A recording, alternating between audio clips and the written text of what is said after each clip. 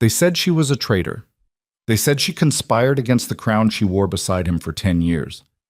They said Queen Seraphina Vale deserved to burn. And when they stripped the gold from her throat and threw her into the mud outside the Capitol gates, not a single voice rose in her defense. Not even his, especially not his. Because the man she called king, the man she bled for on 100 battlefields, had already chosen his mistress over his queen. And tonight, you're going to watch her crawl out of that mud and become something they'll regret creating. Stay until the end. Hit that like button. Drop your city in the comments so I know my tribe is watching. Because this story doesn't forgive, and neither will she. The first crack appeared on a Thursday. Seraphina didn't notice it then. She was too busy approving grain shipments to the eastern provinces, too focused on preventing another famine like the one that had killed 3,000 people 2 winters ago. Her hands moved across parchment and wax seals while servants filtered in and out of her study, their footsteps soft against marble floors that had been polished to a mirror shine. Evelyn Marrow entered carrying a tray of tea. Nothing unusual about that. Evelyn had served the queen for 7 years. 7 years of brushing Seraphina's hair before state dinners. 7 years of lacing up ceremonial gowns and whispering encouragement before treaty negotiations. 7 years of standing so close that Seraphina had stopped seeing her as a servant and started seeing her as something closer to a sister. The tea smelled like bergamot and honey. Seraphina took a sip without looking up from the grain manifest. The liquid burned pleasant and warm down her throat. What she didn't see was the way Evelyn's fingers trembled as she set down the tray. What she didn't notice was how her most trusted attendant wouldn't meet her eyes. What she completely missed was the fresh bruise on Evelyn's collarbone, barely visible above the neckline of her dress, shaped exactly like a man's mouth. The same shape Lucien's mouth made when he was being rough. But Seraphina was busy saving provinces from starvation, so she missed it entirely. King Lucien Arden came to bed late that night. He always came to bed late these days. Royal duties, he said. The northern border needed attention. The trade delegations required personal oversight. Seraphina believed him because she'd spent a decade learning to believe him, learning to swallow her doubts like bitter medicine and trust that the man who'd crowned her in front of 10,000 witnesses still remembered his vows. She was already under the silk sheets when he entered their chambers, his boots heavy against the floor. He smelled like wine and something else, something floral and unfamiliar. Seraphina's nose wrinkled, but she said nothing. She'd learned years ago that queens who asked too many questions were called hysterical. Queens who demanded accountability were labeled difficult. So she stayed quiet and let him undress in the darkness, let him slip into bed beside her with all the warmth of a stranger sharing a coach on a long journey. His back faced her. It always faced her now. "Tell me about the northern negotiations," she said softly. "They're handled, just like that. 2 words. No details, no discussion, nothing that acknowledged she'd spent 3 years establishing the very trade routes he was now supposedly protecting. "Lucien," she tried again. "I heard from Minister Grayson that—" "I don't want to talk about Grayson." His voice carried an edge she didn't recognize, sharp and defensive and wrong. "Did something happen?" she asked. "Nothing happened. Go to sleep, Seraphina." He'd never used that tone with her before, dismissive and cold, like she was a child bothering him with questions about where babies came from. The words sat between them in the darkness, and for the first time in their marriage, Seraphina felt the distance between their bodies as something more than physical space. It felt like a chasm. She didn't sleep that night. She lay awake listening to his breathing, trying to remember the last time he touched her with anything resembling desire, trying to remember the last time he'd looked at her as something other than a political obligation wearing a crown. The memories wouldn't come. Eek. The second crack appeared during the Winter Council 3 weeks later. Seraphina sat in her designated seat at the long table, surrounded by ministers and military commanders and wealthy merchants who controlled the kingdom's purse strings. These meetings usually bored her to madness, endless discussions about tax rates and trade tariffs, but she attended every single one because that's what queens did. They showed up, they participated. They made sure their voices were heard, even when men tried to talk over them. Lord Chancellor Wickham was mid-sentence about copper imports when Duke Remington interrupted. With all respect to Her Majesty, I believe the Queen's attention might be better spent on charitable ventures rather than economic policy. The room went silent. Serafina's fingers tightened around her quill. With all respect was court language for, "I'm about to disrespect you." She'd heard it 1,000 times, usually right before some nobleman suggested she stick to embroidery and leave the real work to men. "I've negotiated 17 trade agreements in the past 4 years, Duke Remington. Which charitable venture exactly do you think requires more expertise than preventing economic collapse?" Her voice came out level and cold. The Duke smiled. That particular smile men wore when they thought they were being patient with an emotional woman. "Of course, Your Majesty, no one questions your contributions, but perhaps the delicate nature of these negotiations would benefit from a masculine perspective, meaning his perspective, meaning he wanted control of trade routes that would make him obscenely wealthy while the crown's influence diminished." Serafina opened her mouth to dismantle him with facts and figures, and the kind of sharp political maneuvering that had kept this kingdom from 3 separate wars. But Lucien spoke first. "The Duke makes a fair point. 5 words. 5 words that punched the air out of Serafina's lungs. She turned to look at her husband. Her king. Her partner who'd stood beside her through coup attempts and assassinations, and nobles who'd tried to undermine them both. Lucien wasn't looking at her. He was looking at the papers in front of him, his expression carefully neutral. "Perhaps it would ease your burden, Serafina, if the council took on more of the trade responsibilities. You've been working so hard lately. Ease her burden, like she was a fragile thing that needed protecting instead of the woman who'd personally negotiated the Southern Alliance while he was busy drinking himself stupid at hunting lodges." "Your Majesty," she said carefully, "these agreements bear my personal seal. The foreign delegations trust my word, and they'll trust the council's word just as well." He still wasn't looking at her. Around the table, she could see it happening. The slight shifts in posture, the exchanged glances, the way power was already bleeding away from her position and pooling elsewhere. Duke Remington looked like he'd won a prize. Minister Blackwell, who'd always been loyal to the crown, stared at his hands and said nothing. Commander Thorne, who'd fought beside Serafina during the Riverlands Rebellion, wouldn't meet her eyes. She was being erased in real time, and her own husband was holding the door open. Evelyn found her in the gardens afterward. Serafina was standing among the winter roses, their petals brown and dying but still clinging stubbornly to thorned stems. She'd come here to breathe, to think, to figure out what the hell had just happened in that council room. "Your Majesty?" Evelyn's voice was soft. Always soft. That's what Serafina had loved about her, that gentleness in a palace full of sharp edges and sharper tongues. "Not now, Evelyn." "I brought wine. I don't want wine." But Evelyn stayed anyway, standing close enough that Serafina could smell her perfume. That same floral scent that had clung to Lucien's clothes weeks ago. The realization hit like a fist to the stomach. Serafina turned slowly, really looked at her attendant for the first time in months, saw the expensive pearl earrings that shouldn't be affordable on a servant's wages, saw the silk dress that was far too fine for someone who spent their days lacing up someone else's corsets, saw the way Evelyn's hand moved unconsciously to her collarbone, to that same spot where bruises had bloomed and faded a dozen times.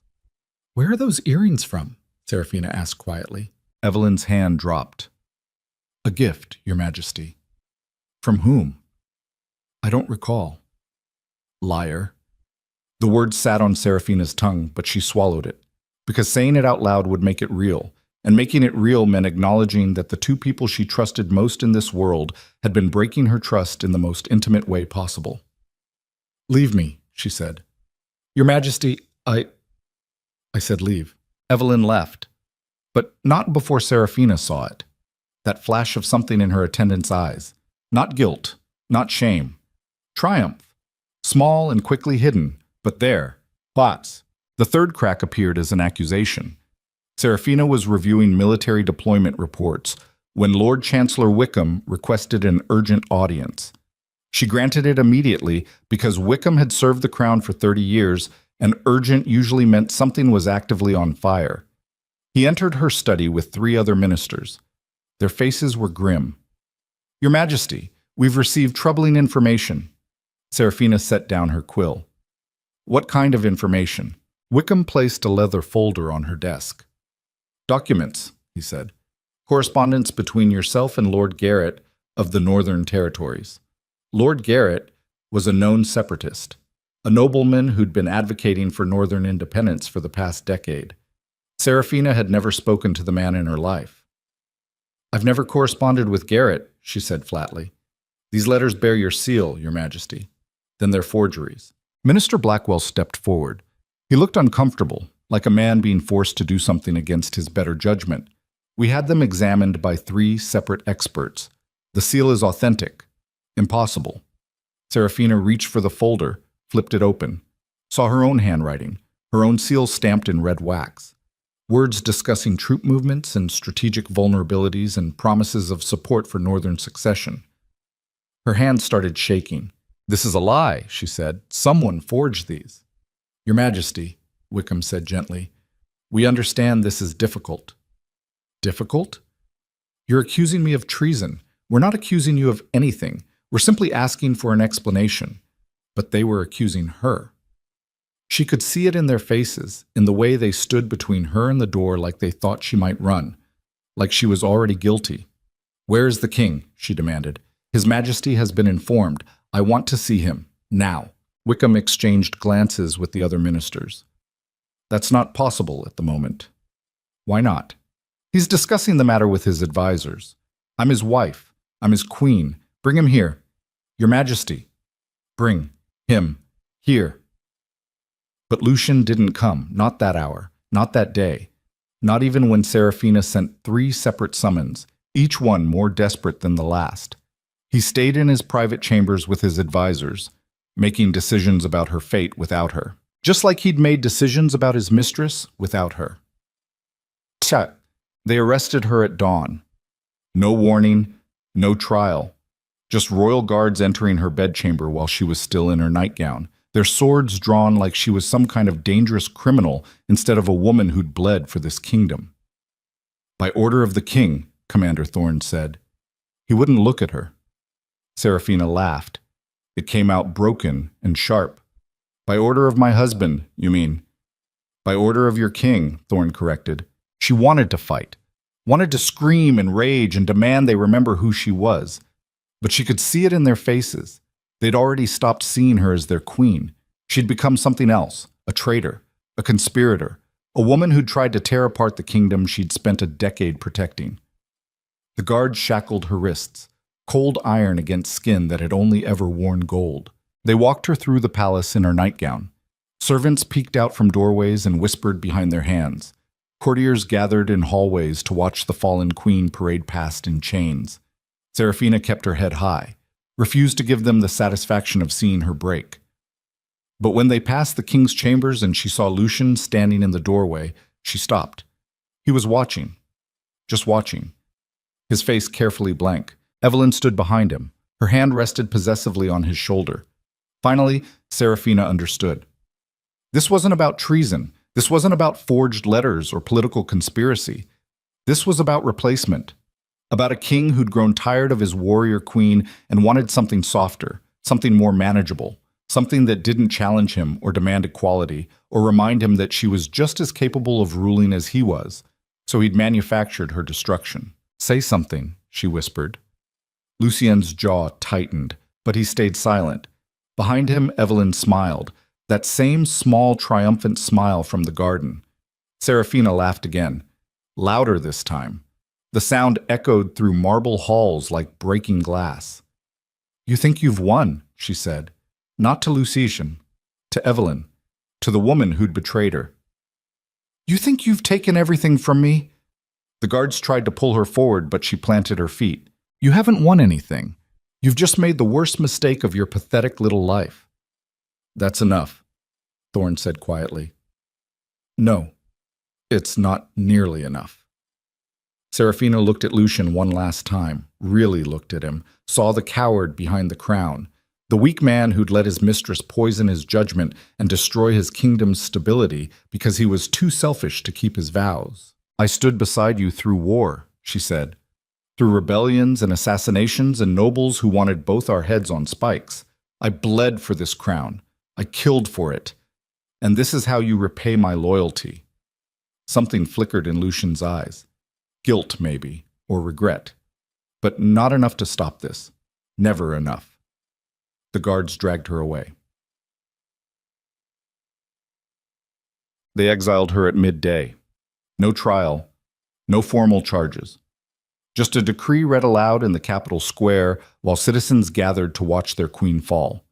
Queen Seraphina Vale is hereby stripped of her title and lands. For crimes of treason and conspiracy against the crown, she is banished from the kingdom.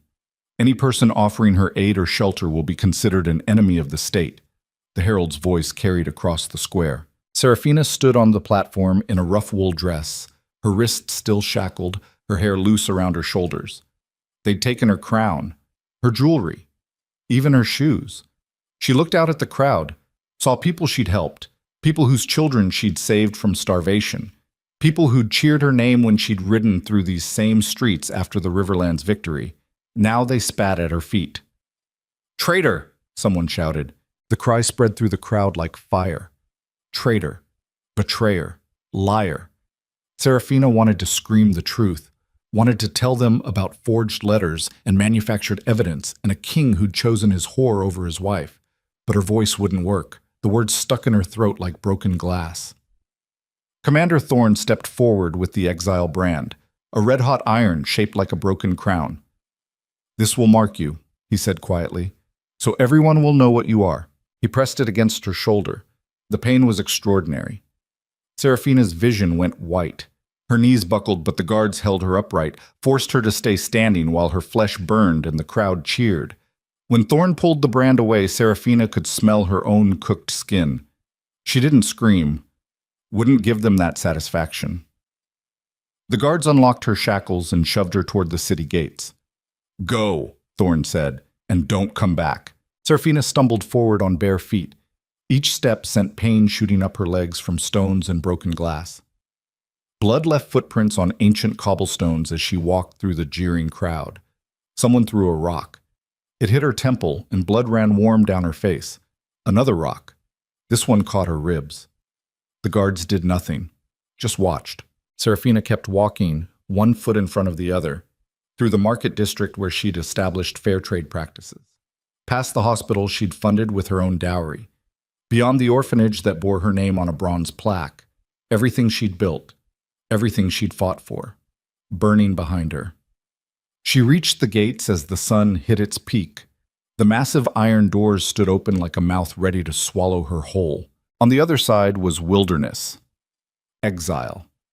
A world that would show no mercy to a woman alone with nothing but the clothes on her back. Seraphina paused at the threshold, turned back one last time.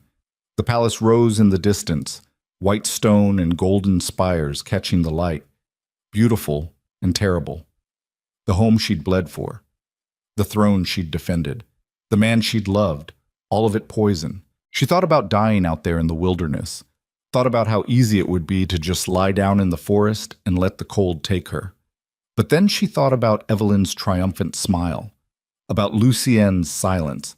About all the nobles who'd conspired to destroy her because a powerful queen threatened their comfortable corruption. And something inside her, something they hadn't managed to break with their false charges and heated brands, something fundamental and furious and absolutely unwilling to disappear quietly into history, ignited.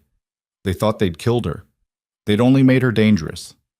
Seraphina Vale walked through those gates and into exile. But the woman who would eventually return wouldn't be a queen. She'd be something far worse.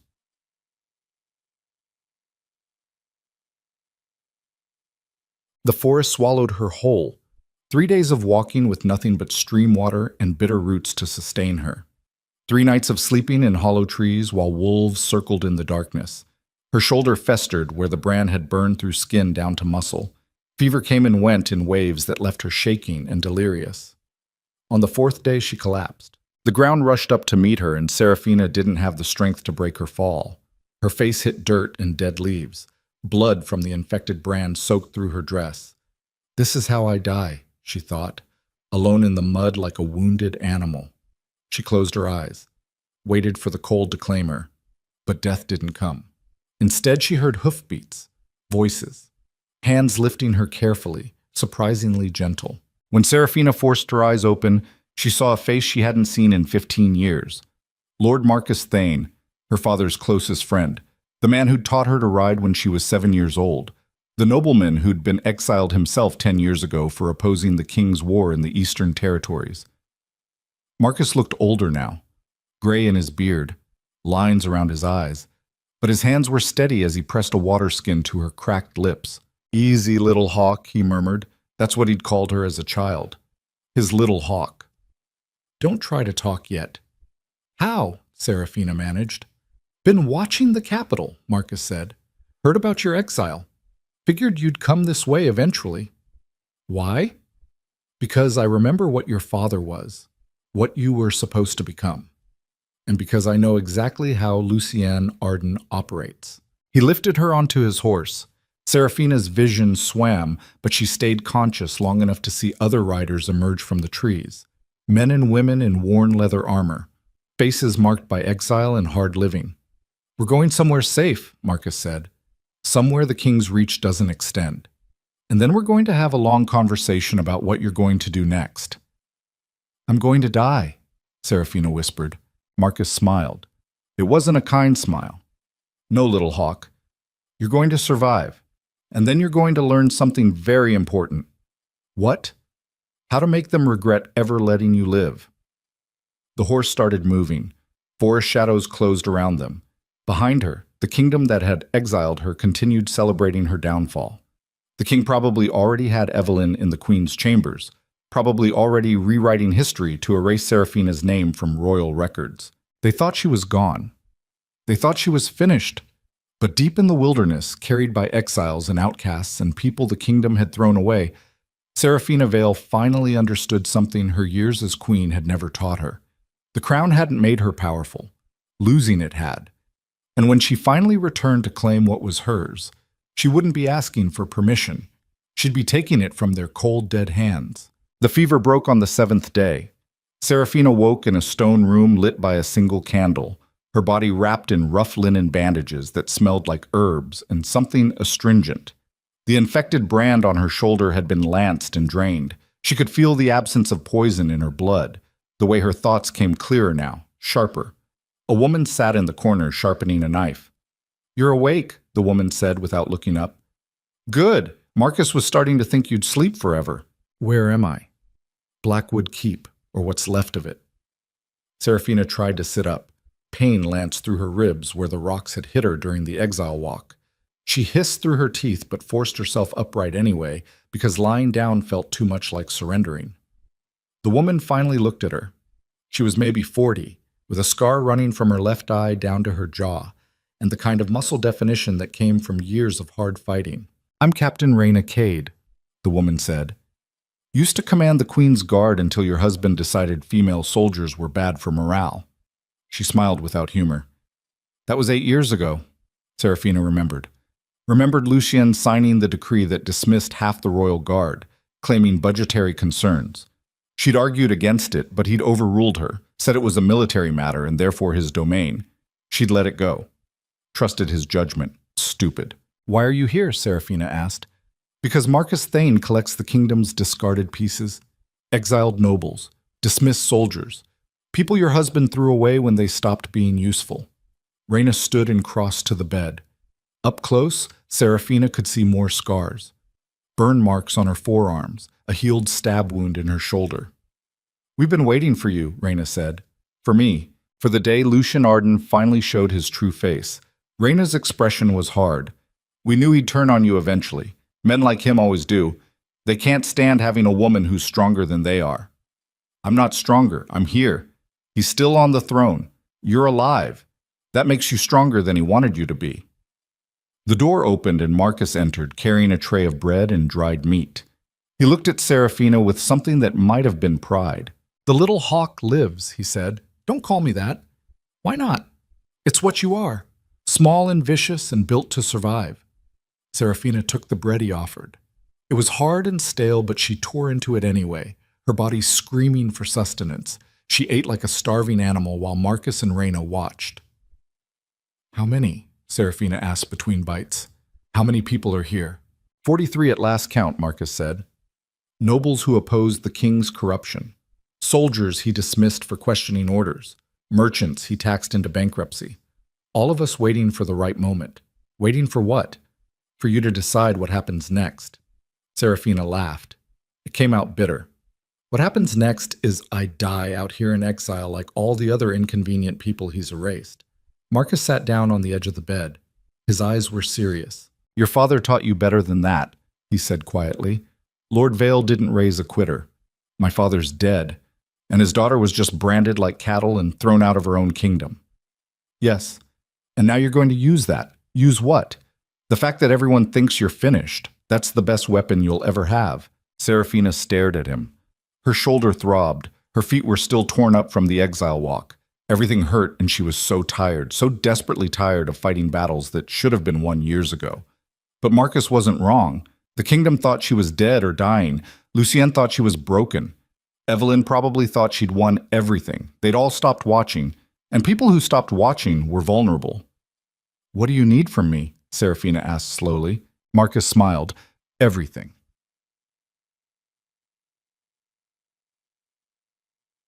The stronghold at Blackwood Keep was half ruined and freezing cold, but it was defendable. Thick walls, hidden entrances, surrounded by forests so dense that anyone approaching would be heard hours before they arrived. Marcus walked her through it that first week, showing her what he'd built in his decade of exile. Supply caches, weapons stores, a network of informants still loyal to the old noble houses that had opposed Lucian's rise to power. Your father's allies didn't all die with him, Marcus explained as they stood in the armory. Some of us just went underground. Why didn't you help me before? When I was still queen, because you wouldn't have listened. You were too busy trying to be the perfect partner to a man who didn't deserve you. The words hit like a slap because they were true. Serafina had spent 10 years trying to prove she was worthy of the crown beside Lucian, trying to show the kingdom that a woman could rule with strength and intelligence, trying to earn respect that should have been automatic, and it had made her blind. I was weak, she said quietly. No. Marcus's voice was firm. You were loyal. There's a difference. But loyalty to someone who betrays you is just another form of suicide. Serafina picked up a sword from the rack. The balance was good, familiar. She'd learned to fight when she was 12 years old, had trained with the best sword masters in the kingdom because her father believed women should be able to defend themselves. Lucienne had hated that, had asked her to stop carrying weapons to state functions because it made her look aggressive. She'd agreed, put down her blade to make him comfortable. Another mistake in a long line of mistakes. I want to train, she told Marcus, every day until I'm faster than I was before. You're still healing. I don't care. If I'm going to survive out here, I need to be dangerous. Marcus studied her for a long moment. Then he nodded. Reyna can work with you, but don't expect her to go easy just because you used to be queen. Good, Serafina said. I don't want easy. I want effective. The training started the next morning at dawn. Reyna met her in the courtyard with 2 practice swords and an expression that promised pain. Show me what you remember, Reyna said. Serafina took a stance, felt her body remember the forms she'd learned as a girl. The footwork, the balance, the way a sword became an extension of your arm if you trained long enough. She attacked. Reyna blocked easily and countered with a strike that would have taken Serafina's head off if the blade had been real. Instead, it cracked against her shoulder, the same shoulder with the healing brand. Serafina gasped and stumbled back. Too slow, Reyna said. Again. They went again. And again. And again until Serafina's arm shook and sweat ran down her spine despite the cold. Every time she thought she'd found an opening, Reyna closed it. Every time she tried to feint, Reyna saw through it. You fight like a noble, Reyna said, after knocking Serafina on her ass for the 10th time. All pretty forms and court technique. I was trained by the royal sword master. That's your problem. You were trained to look good at tournaments, not to kill people who are actually trying to kill you. Serafina pushed herself up. Her hands were blistered. Her legs trembled. Everything hurt. Then teach me, she said. Reyna smiled, that predator smile that showed too many teeth. Lesson 1. There are no rules when you're fighting for your life. No honor, no fairness. Just survival. She moved faster than Serafina expected, sweeping her legs out and putting her back in the dirt before she could react. Lesson 2. The person who's willing to fight dirtier wins. Serafina tasted blood in her mouth, felt rage building in her chest, hot and wild and completely unlike the controlled anger she'd learned to display as queen. This wasn't about maintaining dignity. This was about becoming something that could hurt back. She grabbed a handful of dirt and threw it at Reina's face. Reina dodged, but Serafina was already moving, using the distraction to drive her shoulder into the other woman's midsection. They went down together in a tangle of limbs and practiced swords. "Better," Reina grunted. "Now break my nose before I break yours." Serafina swung. Reina blocked. They rolled across frozen ground, neither willing to submit. When they finally broke apart, both of them were breathing hard. "You might survive after all," Reina said. The first piece of intelligence came 3 weeks later. A rider arrived at midnight with news from the capital. Marcus brought Serafina to the war room where maps covered every surface and candles burned low. "Duke Remington has seized control of the eastern trade routes," the rider reported. "He's charging tariffs that are bleeding the merchants dry." The king signed the authorization himself. Serafina studied this map. The eastern routes were her creation, treaties she'd spent 2 years negotiating. Remington was destroying them for personal profit. "What else?" Marcus asked. "Taxes have doubled in the northern provinces. People are starving. 3 villages have already sent refugees south, but the king's guard is turning them back at the border." "Turning them back where?" "Nowhere. They're just trapped there, dying." Serafina's hands tightened on the table edge. "How many?" The rider hesitated. "Hundreds, maybe thousands by spring." This was the kingdom Lucian was building, one where nobles grew fat while common people starved, where profit mattered more than human lives, where every policy Serafina had fought to implement was being systematically dismantled. "Anything about the new queen?" Marcus asked quietly. The rider shifted uncomfortably. "The attendant Evelyn has been elevated to royal consort. Not officially married yet, but she's living in the queen's chambers, making decisions. The court's calling her Lady Marrow now, so she'd taken everything. The chambers, the title, the man. Probably sleeping in Serafina's bed, wearing her clothes, playing queen without any of the work." "Is she popular?" Serafina asked. The rider snorted. "The nobles love her because she doesn't challenge anything they do. The people hate her because she's spending gold on parties while they starve." "Good," Serafina said.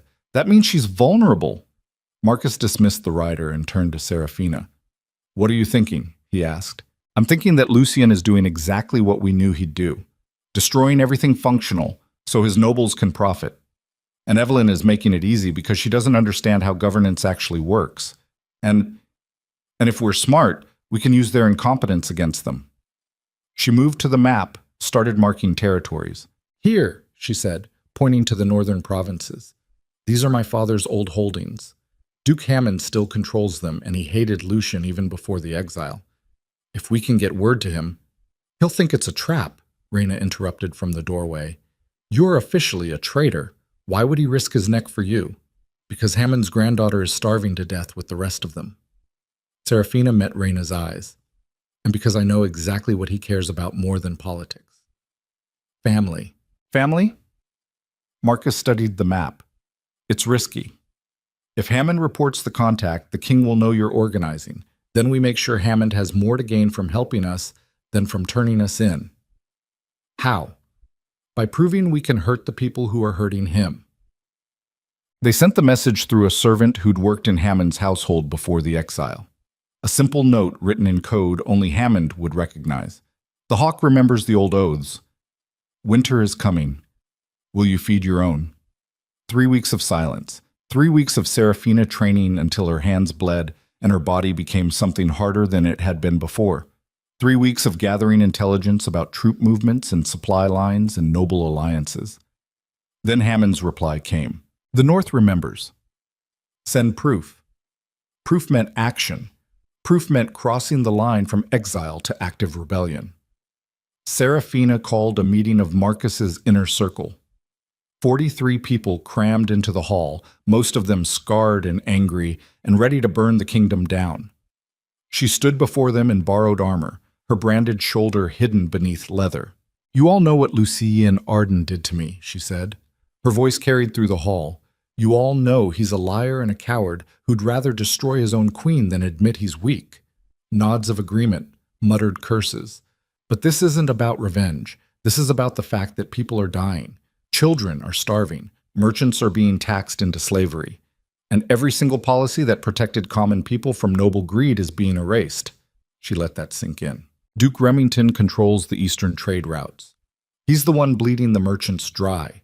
He's the one who convinced the king to exile me so he could seize power." More nods. Everyone knew Remington's role. "So here's what we're going to do. We're going to hit his supply convoy next week, take everything he's stolen, and redistribute it to the villages he's been starving." One of the former soldiers spoke up. "That'll start a war." "We're already at war," Serafina said flatly. "The king just hasn't admitted it yet." Reyna stepped forward. "I've scouted the route. 20 guards, maybe 30, heavily armed but predictable. If we hit them at the river crossing, we can take the supplies and disappear before reinforcements arrive." "What about witnesses?" someone asked.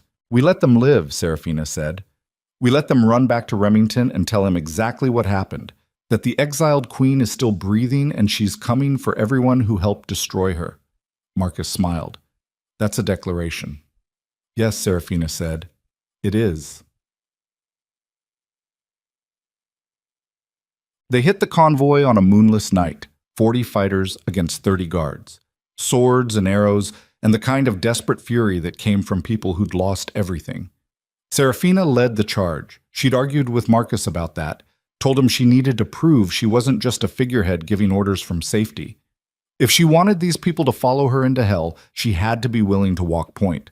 The guards never saw them coming. They struck from the trees like shadows, cutting down the outer perimeter before the alarm could be raised. Serafina moved through the chaos with Reyna at her side, her sword finding gaps in armor, her body remembering every lesson from the courtyard training. This wasn't pretty. This wasn't noble. This was survival wrapped in violence. A guard swung at her head. She ducked under the blow and drove her blade up through his ribs, felt it punch through leather and flesh, felt him die on her sword. The first man she'd ever killed. There was no time to process it. Another guard coming from the left. She pulled her blade free and turned, blocked his strike, and kicked his knee hard enough to hear it snap. He went down screaming. Serafina stepped over him and kept moving. Around her, the battle was already turning. The guards were trained, but they weren't prepared for an ambush this coordinated. Within minutes, half of them were dead or wounded. The rest threw down their weapons. Reyna rounded them up while Serafina's people secured the supply wagons. Gold, food, weapons, medicine, everything Remington had been hoarding while villages starved. Serafina walked up to the guard captain. He was bleeding from a head wound but still conscious. "Tell Remington I'm alive," she said. "Tell him I'm coming, and tell him every coin he's stolen, every life he's destroyed, I'm going to repay 1,000 times over." The captain spat blood. "You're a traitor." "No. I'm what happens when you betray the wrong woman." She nodded to Reyna. The guards were stripped of their armor and left alive on the road, forced to walk back to the capital in their underclothes. By the time they reached Duke Remington, the story would have spread. The exiled queen was hunting nobles, and she'd just drawn first blood. News of the convoy attack reached the capital within days. Marcus's spies reported that Lucien had flown into a rage, that Remington was demanding troops to hunt down the rebels, that Evelyn had suggested offering a bounty for Serafina's head. But something else happened too. Villages in the Eastern Territories started finding supplies on their doorsteps, gold and grain left anonymously in the night, enough to survive the winter, enough to remember who'd helped them, enough to make them wonder if the exiled queen might actually give a damn about common people while their king let them starve. Duke Hammond sent another message. "The North is listening. What's next?" Serafina studied reports from across the kingdom, saw the pattern emerging. Lucien's nobles were consolidating power, bleeding territories dry, crushing anyone who resisted. The king himself was barely involved anymore, too busy with Evelyn to notice his kingdom fracturing. Perfect. She called another meeting. We have their attention, she told her people. Now we use it. We hit 3 more convoys this month, different nobles each time. Make them paranoid. Make them turn on each other. Someone will talk, one of the scouts warned. Someone always talks when the pressure gets high enough. Good, Serafina said. Let them talk. Let them spread rumors about the ghost queen in the forest. Let them jump at shadows. Marcus raised an eyebrow. You want them scared. I want them fractured. United nobles are dangerous. Paranoid nobles eating each other alive are just convenient. Over the next month, they executed 6 raids, each one surgical, each one carefully designed to hurt a different member of Lucian's inner circle. Lord Chancellor Wickham lost a gold shipment meant to pay off his gambling debts. Minister Blackwell had his weapons cache seized the night before he planned to sell them to northern separatists. Commander Thorne's personal guard deserted after finding out he'd been skimming their wages for years. Each hit was accompanied by a message, a reminder that the exiled queen knew their secrets, that she was watching, that she remembered every single person who'd stood silent while she was destroyed. The nobles started looking over their shoulders, started suspecting each other, started making mistakes. Duke Hammond's message came on the first day of spring. I'm in. What do you need? Serafina read the letter 3 times, her heart pounding. This was it. The moment she stopped being a thorn in Lucian's side and started being an actual threat. She wrote back immediately. Troops, supplies, and your public declaration that the king is unfit to rule. Hammond's response came within a week. You'll have 200 soldiers by summer, but I need assurance you're not just chasing revenge. Serafina stared at those words. Revenge. Like wanting justice for being betrayed and exiled was somehow petty. Like defending the kingdom from corruption was a personal vendetta instead of a moral obligation. But Hammond needed to hear the right words, needed to believe she was thinking beyond her own pain. She wrote carefully, This isn't about what he did to me. It's about what he's doing to the kingdom. You've seen the starvation, the corruption, the way he's selling us piece by piece to nobles who only care about profit. I'm not asking you to help me reclaim a crown. I'm asking you to help me save what's left of the realm before there's nothing left to save. It was true. All of it. But it was also incomplete because, yes, she wanted justice, wanted Lucian to understand what it felt like to lose everything, wanted Evelyn to realize she'd traded a servant's safety for a target on her back, wanted them both to kneel. But Hammond didn't need to know that part. His reply came fast. 200 soldiers, sworn to your command. They arrive in 6 weeks. Serafina felt something shift in her chest. Hope, maybe. Or purpose. Or just the cold satisfaction of knowing the game had finally changed. She wasn't hiding anymore. She was building an army. Mom, the training intensified.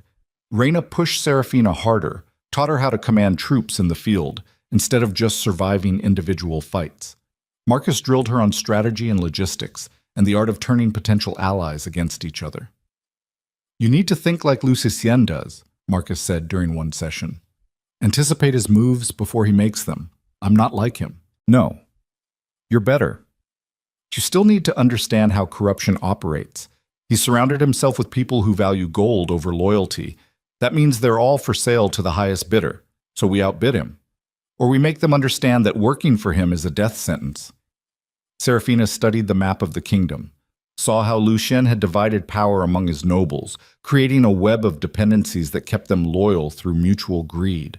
But greed cut both ways. A man who loved gold more than honor would betray anyone if the price was right. We need to approach Minister Blackwell, she said. Marcus frowned. He stood against you in the council because he's a coward, not because he's loyal to Lucien, and cowards can be turned. How? By offering him something he wants more than the king's approval. What does he want? His daughter. Marcus looked up sharply. Serafina continued. Blackwell's daughter married a northern lord 5 years ago. They have a child. That child is trapped in the territories Lucien's starving. Blackwell knows his grandchild is dying and there's nothing he can do about it without looking like a traitor. So we save the child. We save the child. We get it to safety, and we make sure Blackwell knows exactly who rescued his family while his king let them starve. That's manipulative. Yes, Serafina said flatly. It is, but it's also true. We're actually helping people while Lucien destroys them. If Blackwell has half a conscience left, he'll see the difference. And if he doesn't, then we make sure everyone knows he chose the king over his own granddaughter. Either way, we win." Marcus smiled slowly. "Your father would be proud. My father's dead because he trusted the wrong people. Then don't make his mistake." They extracted Blackwell's granddaughter on a night when the northern patrols were spread thin. 3 riders, in and out before anyone realized what had happened. The child was half-starved, but alive. Serafina met them personally when they returned. The girl was maybe 4 years old, thin as a rail, her eyes too big for her face. She looked at Serafina with the wariness of someone who'd learned early that adults couldn't be trusted. "You're safe now," Serafina told her gently. "I promise." The child didn't answer, just clutched the blanket they'd wrapped around her. Serafina felt something crack in her chest. This was what Lucian's kingdom had become. A place where children starved while nobles feasted. Where families were torn apart by political games and nobody with power gave a damn. She was going to burn it all down. They sent word to Minister Blackwell through encrypted channels. Let him know his granddaughter was safe. Let him know the exiled queen had saved her while his king had condemned her to death. Then they waited. Blackwell's response came 2 weeks later. A rider arrived in the dead of night with a sealed message. Marcus opened it carefully, checking for poison or traps before handing it to Serafina. Inside was a list, names of nobles who secretly opposed Lucienne, locations of weapon caches, guard patrol schedules, and a note in Blackwell's own handwriting. "I cannot undo what was done to you, but I can help ensure it doesn't continue. The king has become what I feared, what I was too cowardly to oppose. If you truly intend to restore justice, you have an ally in the capital." It was a confession and a surrender and a lifeline all at once. Serafina read it twice, her mind already racing through possibilities. "We have someone on the inside," she said. Marcus nodded. "Now we use him." Over the next months, Blackwell fed them intelligence that let them move 3 steps ahead of Lucian's forces. They knew which roads would be patrolled, which nobles were planning to increase taxes, which villages were about to be purged for suspected rebel sympathies, and they used that knowledge to stay ghosts. They'd appear out of nowhere, redistribute stolen supplies, and vanish before troops arrived. They'd rescue families marked for execution. They'd burn tax collection centers and leave messages promising that justice was coming. The common people started calling her the Crow Queen, the woman dressed in black who struck from shadows and protected the powerless. The nobles called her a terrorist. Lucienne put a bounty on her head, 10,000 gold pieces for her capture, dead or alive. Evelyn reportedly laughed and said no exile could threaten a kingdom. But the kingdom was already fracturing. Duke Hammond made his declaration on midsummer, stood before his assembled court, and announced that King Lucian Arden had violated every principle of just rule, that the true queen had been exiled based on forged evidence and lies, that the North would no longer recognize the capital's authority. It wasn't quite open rebellion yet, but it was close enough. Other nobles began making similar noises, questioning royal decrees, slow-walking tax collections, suddenly remembering they had trade agreements with territories loyal to the exiled queen. Serafina watched it unfold from Blackwood Keep, her network of spies and allies growing by the week. Reyna came to her one evening while she was studying reports. "You know there's no going back from this," Reyna said. "I know. When you march on the capital, people will die. A lot of people. I know that too. And you're prepared for it." Serafina set down the report and looked at her captain, at the woman who'd trained her to kill without hesitation. "Lucian made his choice when he forged those documents," she said quietly. "Evelyn made hers when she helped him. Every noble who stood silent made theirs. I'm just making sure they live with the consequences." Reyna studied her for a long moment. "You've changed. Good. The woman I was got destroyed. This version won't make the same mistake." "What mistake?" "Trusting that loyalty means anything to people who only value power." Reyna smiled. "Then you're ready." "For what?" "To take back what's yours. And make sure everyone who took it from you understands exactly what they created." The final piece fell into place in autumn. Commander Thorne sent a secret message through Blackwell's network. He wanted to meet. "It's a trap," Marcus said immediately. Probably, Serafina agreed. But we need to know what he wants. What he wants is to capture you and collect that bounty. Maybe. Or maybe he's finally realized he's on the wrong side. They debated for hours. Eventually agreed on a meeting location. Neutral ground, both sides armed. Maximum security. Serafina rode out with 20 of her best fighters, Reyna at her side. Thorn was waiting at the abandoned mill with a dozen guards. He looked older than she remembered, tired. They faced each other across 30 feet of empty space.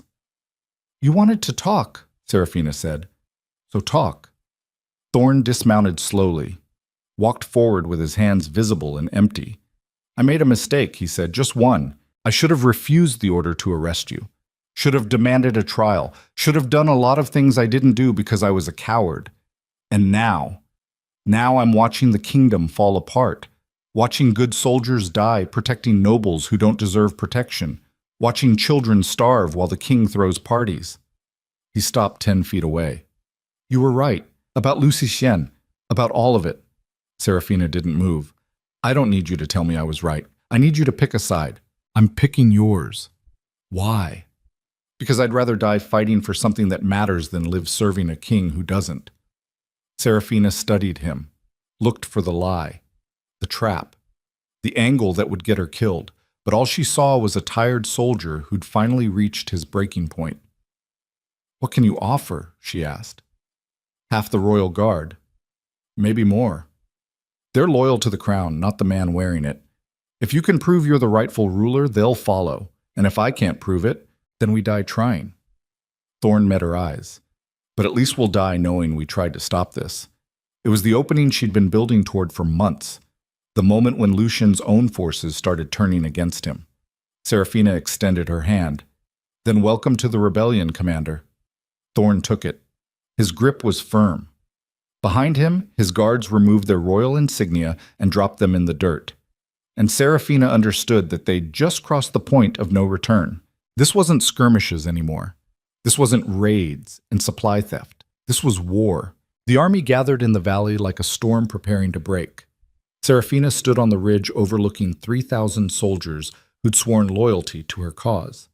Duke Hammond's northern forces, Commander Thorn's defected royal guards, mercenaries paid with gold seized from corrupt nobles, farmers and merchants who'd armed themselves with pitchforks and hunting bows because they were tired of watching their children starve. 3,000 against the capital's 10,000. Bad odds, but not impossible. Marcus joined her at the ridge, his armor catching the early light. "The scouts report Lucian's forces are mobilizing," he said. "They'll meet us at Ashford Plain in 3 days." "Good. That gives us time to position the archers on the high ground." Serafina turned to look at him, at the man who'd saved her life and taught her how to fight back.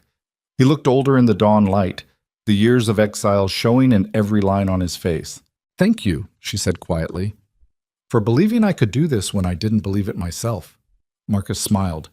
"Your father would have marched on the capital the day after his exile. You were smart enough to build an army first. That makes you better than he was. Or more patient. Patience is just another word for strategic thinking, and you've become very good at strategy." He was right. The woman who'd been exiled 8 months ago wouldn't have recognized herself now. That Serafina had trusted too easily, forgiven too quickly, believed that loyalty meant something to people who only valued power. This Serafina knew better. She'd learned that survival required calculation, that justice demanded violence, that sometimes the only way to stop corruption was to burn it out root and branch until nothing remained but ash and the possibility of something better growing in the scorched earth. Reyna approached with Commander Thorn. Both of them looked ready for war. "The men are prepared," Reyna reported. "Morale is high. They know what they're fighting for." "And the capital defectors?" Serafina asked Thorn. "Solid. Most of them served under you during the Riverlands campaign. They remember who you were before Lucian tried to erase you. Before he succeeded in erasing me," Serafina corrected. "Let's not pretend I didn't disappear for months." "You survived," Thorn said. "That's what matters. And now you're giving us a chance to fix what we should have stopped the day they arrested you." The guilt in his voice was palpable. Serafina had learned to use it, to let these men carry their shame like weapons that drove them harder into battle. But part of her understood it too. Understood what it felt like to realize you'd stood silent when you should have fought. She'd done the same thing for 10 years of marriage. Movement from the camp below caught her attention. A rider coming fast, dust rising behind his horse. That's one of Blackwell's couriers, Marcus said. They waited while the rider dismounted and climbed the ridge. He was breathing hard, his face flushed. "Message from the capital," he gasped, handing Serafina a sealed letter. She broke the wax and read quickly, then read again because the words didn't make sense the first time. "What is it?" Raina asked. Serafina's hands tightened on the parchment. "Evelyn is pregnant." The silence that followed was absolute. "She claims the child is Lucian's," Serafina continued, her voice carefully neutral. "He's announced it publicly, called it a blessing for the kingdom, a new heir to secure the succession." Marcus cursed under his breath. Thorn looked like he'd been punched. Raina just stared at her, waiting for orders. Serafina folded the letter with deliberate precision. Part of her wanted to scream, wanted to rage at the universe for this particular cruelty. Because a pregnancy meant legitimacy, meant Lucian could claim he was building a dynasty, meant the nobles who'd supported her exile could point to the coming child as proof that the king had moved on, that the old queen was irrelevant history. But another part of her, the part that had been forged in exile and tempered by months of brutal training, recognized this for what it was. A weakness. "She's lying," Serafina said. "How do you know?" Marcus asked. "Because Lucian can't have children. We tried for 10 years, consulted physicians, tried every treatment available. The problem wasn't me." "Then whose child is it?" "I don't know and I don't care. What matters is that Evelyn just gave us ammunition. If we can prove the child isn't his, we destroy any legitimacy she's built." Commander Thorne frowned. "How do we prove that?" "We're not exactly in a position to demand a royal examination. We don't need to prove it now. We just need to plant enough doubt that when we do take the capital, people are already questioning her story." Marcus nodded slowly. "Blackwell can spread rumors, suggest Evelyn's been seeing other men. Make the nobles wonder if they're about to legitimize a bastard." "Do it," Serafina said, "and make sure the story reaches the common people too.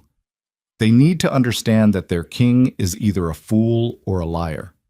Either he's being cuckolded by his mistress or he's knowingly claiming another man's child as his heir. Either way, he looks weak." "Exactly." Raina studied her. "You're not upset." "Oh, I'm furious," Serafina said flatly. "But fury doesn't win wars, strategy does. And Evelyn just handed us a weapon she doesn't even realize she's given us." She turned back to look at the army below, 3,000 people who'd risked everything to follow her. 3,000 people who believed she could restore justice to a kingdom drowning in corruption. She couldn't afford to be the heartbroken wife anymore. That woman was dead. Had died the moment Lucian chose his whore over his queen. This version of Serafina only cared about winning. "Send the orders," she told Marcus. "We march at dawn tomorrow, and we make sure every soldier understands that we're not just fighting for the throne. We're fighting to prove that loyalty matters, that truth matters, that you can't betray everything decent and expect to keep your crown." "Yes, Your Majesty," Marcus said. The title still felt strange. She hadn't worn a crown in 8 months, hadn't sat on a throne or issued royal decrees. But Marcus had started using it anyway, and slowly the rest of her forces had followed. "Your Majesty, the rightful queen, the woman who should never have been exiled." Serafina was starting to believe it might be true. They marched before dawn. 3,000 soldiers moving in formation across land Serafina had once ruled. Villages came out to watch them pass. Some people cheered, others stayed silent, afraid of choosing the wrong side in a war that would reshape the kingdom. Serafina rode at the front in black armor, her branded shoulder hidden beneath steel. She'd had the armor made specially, forged by a blacksmith who'd lost his shop to Lucian's taxes. It fit perfectly, moved like a second skin. She looked like a warrior queen from the old legends, dark and dangerous and absolutely unwilling to compromise. Duke Hammond rode beside her, his northern banners streaming in the wind. "My scouts report Lucian's forces are already at Ashford Plain," he said. "They've taken the high ground." "Of course they have." Serafina had trained some of those commanders herself during the Riverlands campaign. They knew how she thought, knew she preferred mobility over static defense. "So we don't give them a static battle," she said. Hammond raised an eyebrow. What are you planning? Something they won't expect. We split our forces. 2,000 continue toward Ashford Plain and set up camp within sight of their position. Make it look like we're preparing for a traditional engagement, and the other 1,000 circle east through the forest, hit their supply lines, burn their food stores, make them choose between holding position and protecting their resources. That's risky. If they figure out what we're doing, they won't, because they still think I fight like a queen. All ceremony and proper tactics. They don't know I've spent 8 months learning how to fight like someone with nothing to lose. Hammond smiled grimly. Your father really would be proud. My father's dead because he played by rules his enemies ignored. I won't make the same mistake. She gave the orders and watched as a third of her army peeled off into the forest under Reyna's command. The captain had argued about the split, wanted to stay by Serafina's side during the main battle. But Serafina needed someone she trusted absolutely to lead the strike force. Someone who wouldn't hesitate when it came time to burn supply wagons and kill the guards protecting them. Reyna was that someone. The remaining 2,000 continued toward Ashford Plain. By midday, they could see Lucian's army camped on the high ground exactly where the scouts had reported. 10,000 soldiers in disciplined formations, royal banners snapping in the wind. From this distance, it looked insurmountable. Commander Thorne moved his horse alongside Serafina's. They outnumber us 3-1, he said quietly. I can count. This is suicide if we engage them directly. Then it's good we're not engaging them directly. She pulled out her spyglass and studied the enemy position. Saw the command tent flying Lucian's personal standard. Wondered if he was in there right now, drinking wine and celebrating his pregnant mistress while his kingdom tore itself apart. Probably. Pull back, she ordered. Make camp 2 miles from their position. I want them to see us. Want them to think we're hesitating. Thorne relayed the orders. The army withdrew to a defensible position and started setting up camp. Tents, cook fires, all the signs of an army preparing to dig in. Lucian's forces watched from the high ground but didn't advance. Good. They were confident, thought the battle was already won. That confidence was going to get them killed. Don't. Reyna's strike force hit the supply lines at midnight. Serafina heard about it from a messenger who rode into camp with smoke still clinging to his clothes. 3 supply depots burned, the messenger reported. Few casualties among the guards. Captain Reyna reports the eastern approach is clear. Perfect. Serafina called her war council.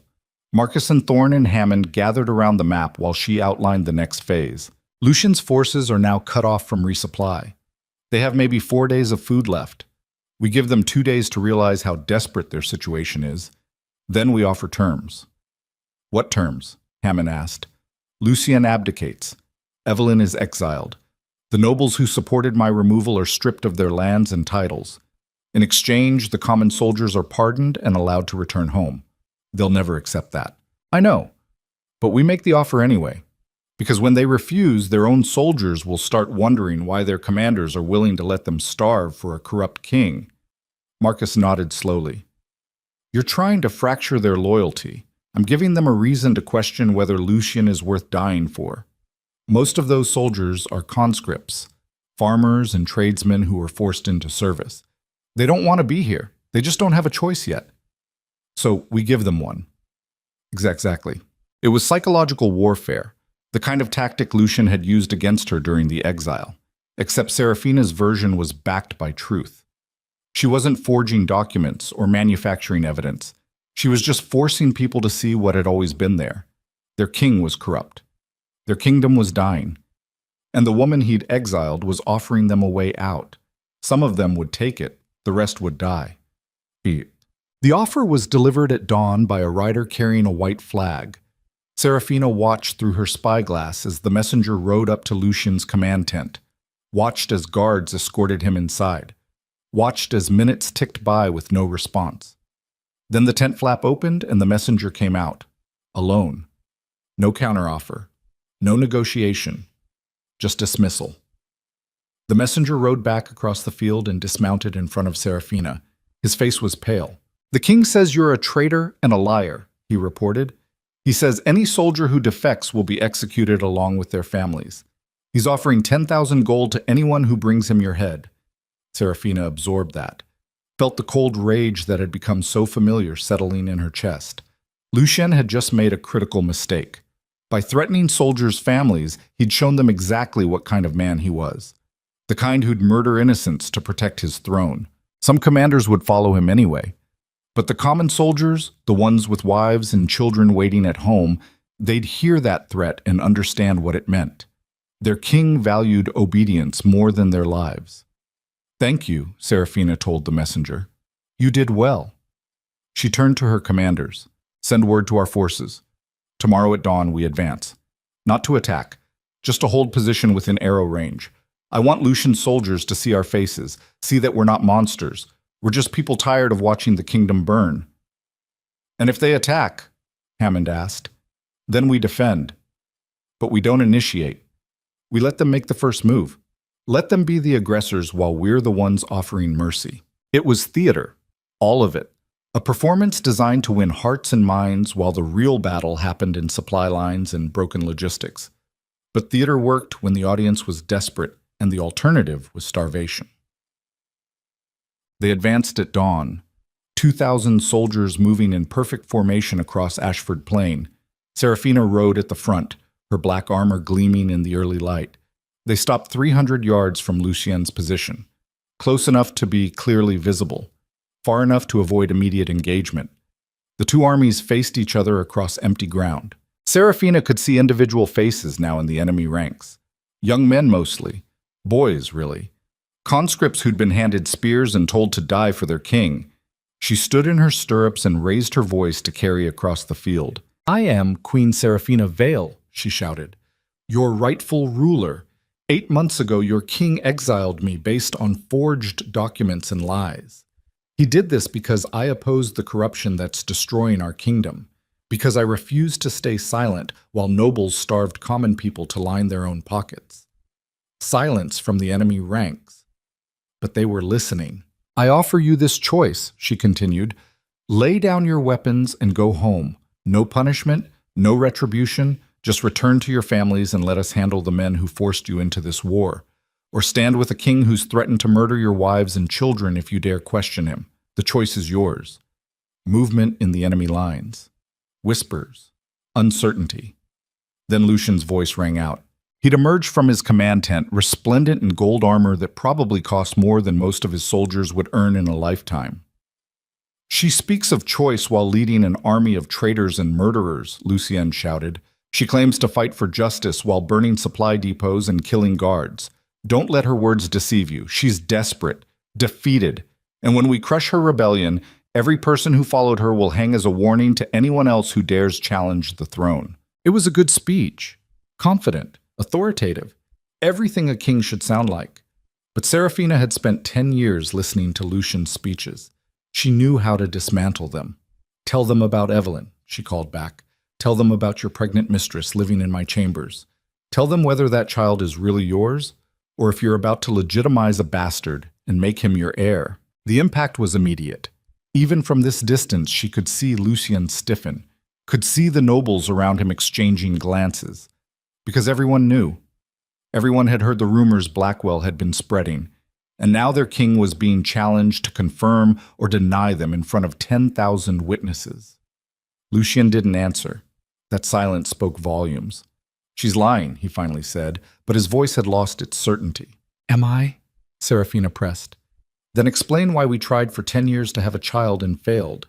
Explain why suddenly your servant mistress is pregnant within months of taking my place. Explain it to your soldiers who are about to die defending your right to make a whore's bastard your heir." It was brutal, cruel, exactly the kind of public humiliation Lucien had inflicted on her during the exile. She'd learned from a master. "You will address your king with respect," Lucien snarled. "You're not my king.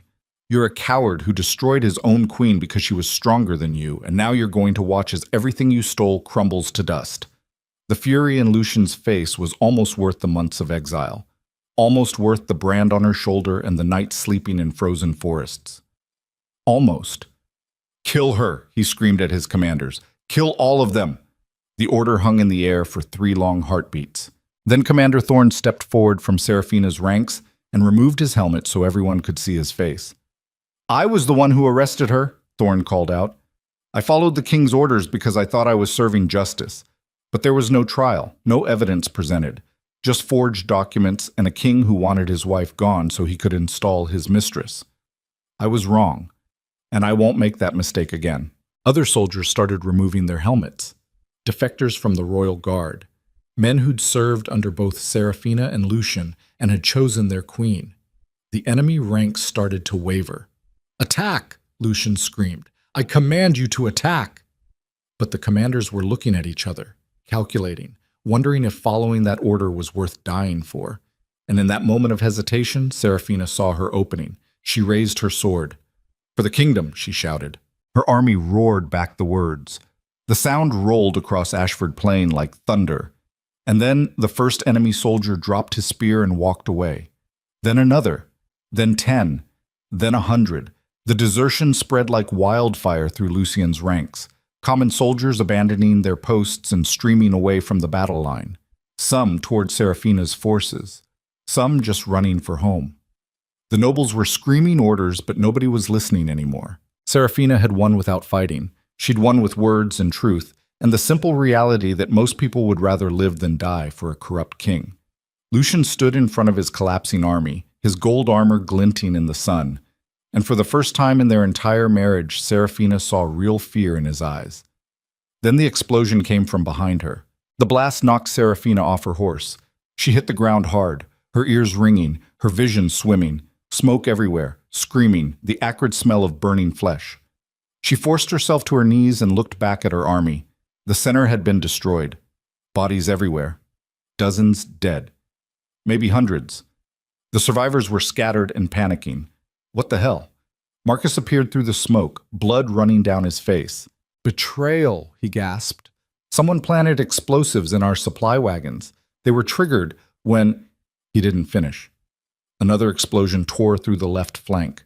Seraphina's army disintegrated into chaos. And across the field, Lucian's forces regrouped and charged. They barely made it back to the forest.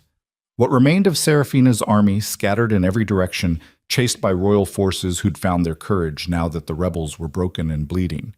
Seraphina rode hard with maybe 200 survivors. Marcus, Thorn, Hammond. Reyna had appeared from somewhere covered in ash and rage. They'd lost everything in less than an hour. 2,000 soldiers reduced to 200, their supplies destroyed, their momentum shattered, and someone in their inner circle had betrayed them. They took shelter in a cave network Reyna knew about, posted guards, started counting casualties. The numbers were devastating. Seraphina sat against the cave wall and stared at nothing. Her ears still rang from the explosions. Her hands shook. She'd been so close to victory, had watched Lucian's army fall apart right in front of her. And then someone had pressed a button and killed her revolution in fire and blood. Who? She whispered. Marcus shook his head. I don't know. The charges were placed perfectly, timed to cause maximum damage. Someone who knew our formations, our supply positions. It was one of us. The words hung in the cave like an accusation. Seraphina looked around at the survivors, saw exhaustion, grief, shock, but also saw the possibility of betrayal in every face because anyone could have done this. Anyone could have sold them out for gold or mercy or promises of power in Lucien's new order. Trust was dead. Hammond spoke up from the shadows. I know who it was, he said quietly. Everyone turned to look at him. The Duke looked older than he had that morning.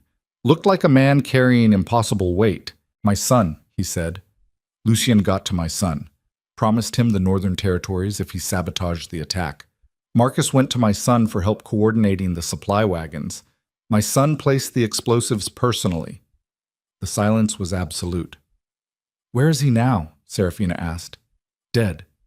I killed him myself when I realized what he'd done. Hammond's voice cracked. But it doesn't matter. The damage is done.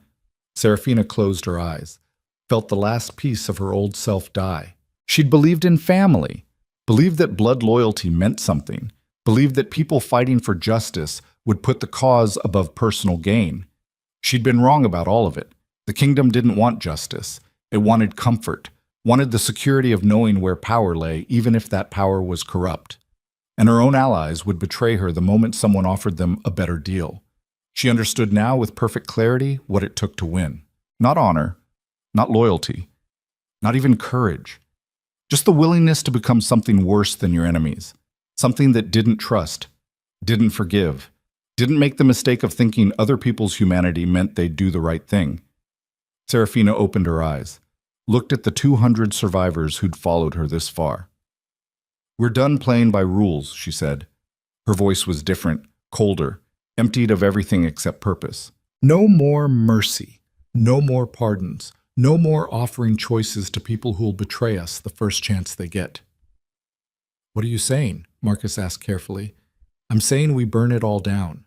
The nobles, the corrupt guards, every single person who chose Lucian over justice. We hunt them one by one, and we make examples that will terrify anyone else who thinks about crossing us." "That's not who you are," Thorne said. "No, it's who I have to become. Because the woman I was just got 2,000 people killed." She stood. Her black armor was dented and scorched, but still intact. Lucian wanted a war. He's going to get one. But not the kind he's expecting, not armies meeting on battlefields, something darker, something that comes in the night and leaves nothing but corpses and warnings. "You're talking about terrorism," Hammond whispered. "I'm talking about survival, about making them afraid to close their eyes, about proving that exile didn't break me. It just removed the last thing holding me back." Reyna smiled. It wasn't a pleasant smile. Finally, the captain said. Serafina looked at her remaining commanders, saw the moment they understood what she was offering. Not justice anymore. Vengeance. And every single one of them chose to follow her into the dark. They became ghosts for 3 months. 200 soldiers moving through the kingdom like smoke, striking without warning and disappearing before reinforcements could arrive. No more pitched battles, no more honorable engagements. Just targeted violence designed to make Lucian's nobles understand that supporting a corrupt king had consequences. Lord Chancellor Wickham was the first. They found him in his estate outside the capital, surrounded by guards who thought stone walls and locked gates meant safety. Serafina's forces came over the walls at midnight, silent as death. The guards died in their sleep. Wickham woke to find Reyna's blade at his throat. "The forged documents," Serafina said, standing at the foot of his bed. "Who created them?" Wickham's eyes were wide with terror. "I don't know what you're talking about. Wrong answer." She nodded to Reyna. The captain pressed her blade just hard enough to draw blood. "I'll ask once more. Who forged the documents that exiled me?" "Minister Blackwell," Wickham gasped. "He had access to your seal. The king ordered it. I swear I only verified them. I didn't know they were false. Liar." Serafina leaned closer, saw the truth in his eyes. The calculation. The moment he'd chosen personal advancement over justice. "You knew," she said quietly. "You knew, and you did it anyway, because the king promised you power. Please. I have a family. So did the children starving in the north while you embezzled grain shipments. So did the merchants you taxed into bankruptcy. So did I before your king destroyed everything I'd built." She straightened. "You made your choice, Wickham. Now live with it, or don't." They left him hanging from his own gate at dawn with a sign around his neck. Corruption has consequences. The message spread through the kingdom faster than wildfire. The exiled queen wasn't asking for mercy anymore. She was taking payment in blood. Watch it. Duke Remington was next. They caught him on the road between his estates, traveling with a convoy of gold stolen from Eastern merchants. 50 guards. Armored carriages. Every precaution a paranoid noble could take. It wasn't enough. Serafina's archers hit them from the forest, dropping guards before they could form defensive positions. Then her cavalry charged through the chaos, cutting down anyone who tried to fight back. Remington survived the initial assault, tried to run on foot through the trees like a coward. Marcus brought him down personally. They dragged the Duke back to the road and threw him at Serafina's feet. His expensive clothes were torn and muddy. Blood ran from a cut on his forehead. "Please," he begged, "I'll give you anything." Gold, land, information about the king's plans. Serafina dismounted and crouched in front of him, looked at the man who'd stolen her trade agreements and turned them into instruments of oppression. "You stood in that council chamber and told me my work would be better handled by a masculine perspective," she said. "Remember that. I was wrong." I'm sorry. No, you were honest. You showed me exactly what you valued. Power over justice, profit over human lives, and you thought your gender made you superior. She stood. I'm going to show you what superiority actually looks like. They stripped him of everything. His gold, his armor, his clothes. Left him naked and shivering in the mud. Walk back to the capital, Serafina told him. Tell Lucien that I'm coming for everyone who helped him destroy me. Tell him I remember every face, every vote, every silent agreement, and I'm collecting debts with interest. Remington stumbled away into the forest, broken and humiliated. Behind him, Serafina's forces redistributed his gold to the merchants he'd stolen from. Sent riders to eastern villages with enough coin to survive the winter. The common people started calling her the Avenging Queen, the woman who punished corrupt nobles and protected the powerless. The nobles started calling her the Black Death, the monster in human form who couldn't be reasoned with or bought. Both names were true, because Serafina had learned the most fundamental lesson of power. People respected strength. They obeyed fear. And if you wanted to rebuild something broken, you first had to demolish everything holding the rot in place, even if that meant becoming the kind of ruler who ruled through terror instead of love. She'd tried love, had tried partnership and loyalty and trust. It had gotten her exiled and branded like cattle. This new approach was working better. Minister Blackwell was different. He'd been feeding them intelligence for months, had saved his granddaughter, had proven his loyalty through action, but he'd also forged the documents that destroyed her. Serafina found him in a safe house Marcus had arranged, surrounded by guards who thought they were protecting an ally. She walked in alone at dawn while everyone slept.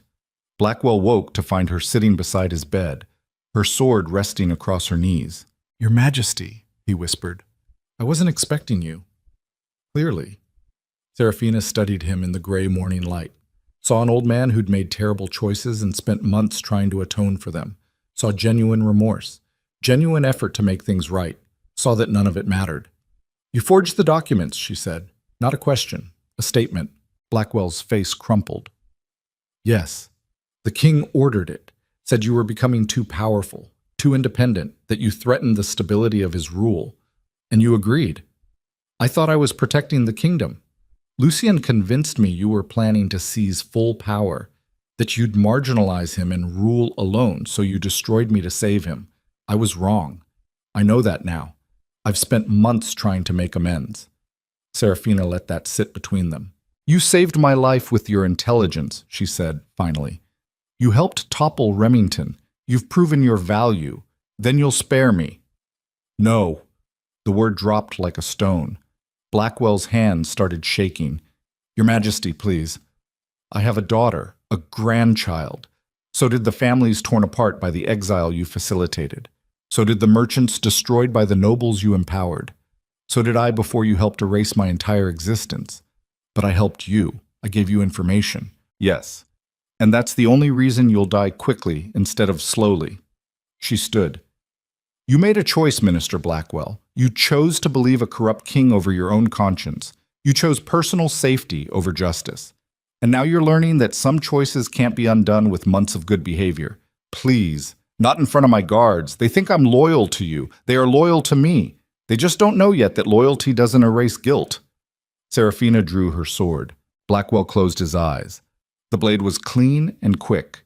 He died without suffering because despite everything, Serafina still remembered that he'd tried to make amends, that his information had saved lives.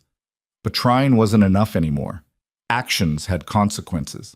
And the consequence of forging documents to exile your queen was death. She left the body for his guards to find, left a note explaining exactly why Minister Blackwell had died despite his months of service. Justice doesn't forget the first crime. The message was clear.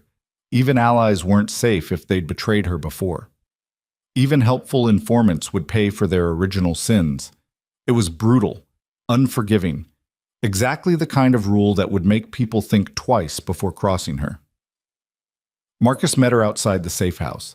His face was carefully neutral. That was necessary, he asked quietly. Serafina wiped blood from her blade. Yes, he was helping us. He was atoning. There's a difference. And if I let one betrayal slide because the betrayer became useful later, I'm teaching people that betrayal is acceptable as long as you switch sides afterward. So no mercy. No mercy, she confirmed. Not anymore. We're past the point where mercy serves any purpose except making me look weak. Marcus nodded slowly. Then we're committed. We were committed the moment Hammond's son planted those explosives. This is just acknowledging reality. They rode back to camp in silence. Around them, the forest was waking up, birds singing, sunlight filtering through leaves, the world continuing like nothing had changed. But everything had changed. Serafina had crossed a line she couldn't uncross, had become something her younger self wouldn't recognize. A ruler who killed allies and enemies alike when justice demanded it. The question was whether the kingdom would accept that kind of queen, or whether she'd win the throne only to find herself ruling a nation that feared her too much to ever love her. She didn't know the answer, wasn't sure she cared anymore. Love hadn't protected her. Fear might. The Winter Summit came like a gift wrapped in opportunity. Every year, the kingdom's nobles gathered at the capital for a week of political maneuvering disguised as celebration. Treaties were signed, alliances formed. The business of governance conducted in ballrooms and banquet halls. Lucian announced the summit would proceed as scheduled despite the rebellion. A show of strength. A message that the exiled queen's terrorism hadn't disrupted normal order. It was the stupidest decision he'd made yet, because a summit meant every corrupt noble in the kingdom would be gathered in one place at one time, protected only by palace guards and the assumption that Serafina wouldn't dare attack the capital directly. She'd spent 3 months teaching them that assumptions were deadly. They're expecting us to hit supply lines, Reyna said during the planning session. Maybe assassinate a few nobles on the road to the summit. They're not expecting a direct assault. Because a direct assault is suicide, Commander Thorne pointed out. The palace has 5,000 guards. We have 200 fighters. 240, Marcus corrected. We picked up some new recruits after Remington. Still suicide. Serafina studied the palace maps they'd stolen from a guard captain who'd switched sides. Saw the weak points. The servant entrances. The smuggling tunnels nobles used to sneak mistresses into their chambers. We're not assaulting the palace, she said. We're infiltrating it. Everyone looked at her. The summit is in 3 weeks, she continued. That gives us time to position people inside. Servants, guards, anyone with access. We put 40 fighters in the palace disguised as staff, then coordinate a strike during the opening banquet when every target is in the same room. That's still suicide, Thorne said. Even if we get inside, we'll never get out. I know. The silence that followed was heavy. You're planning a suicide mission, Marcus said carefully. I'm planning a decapitation strike.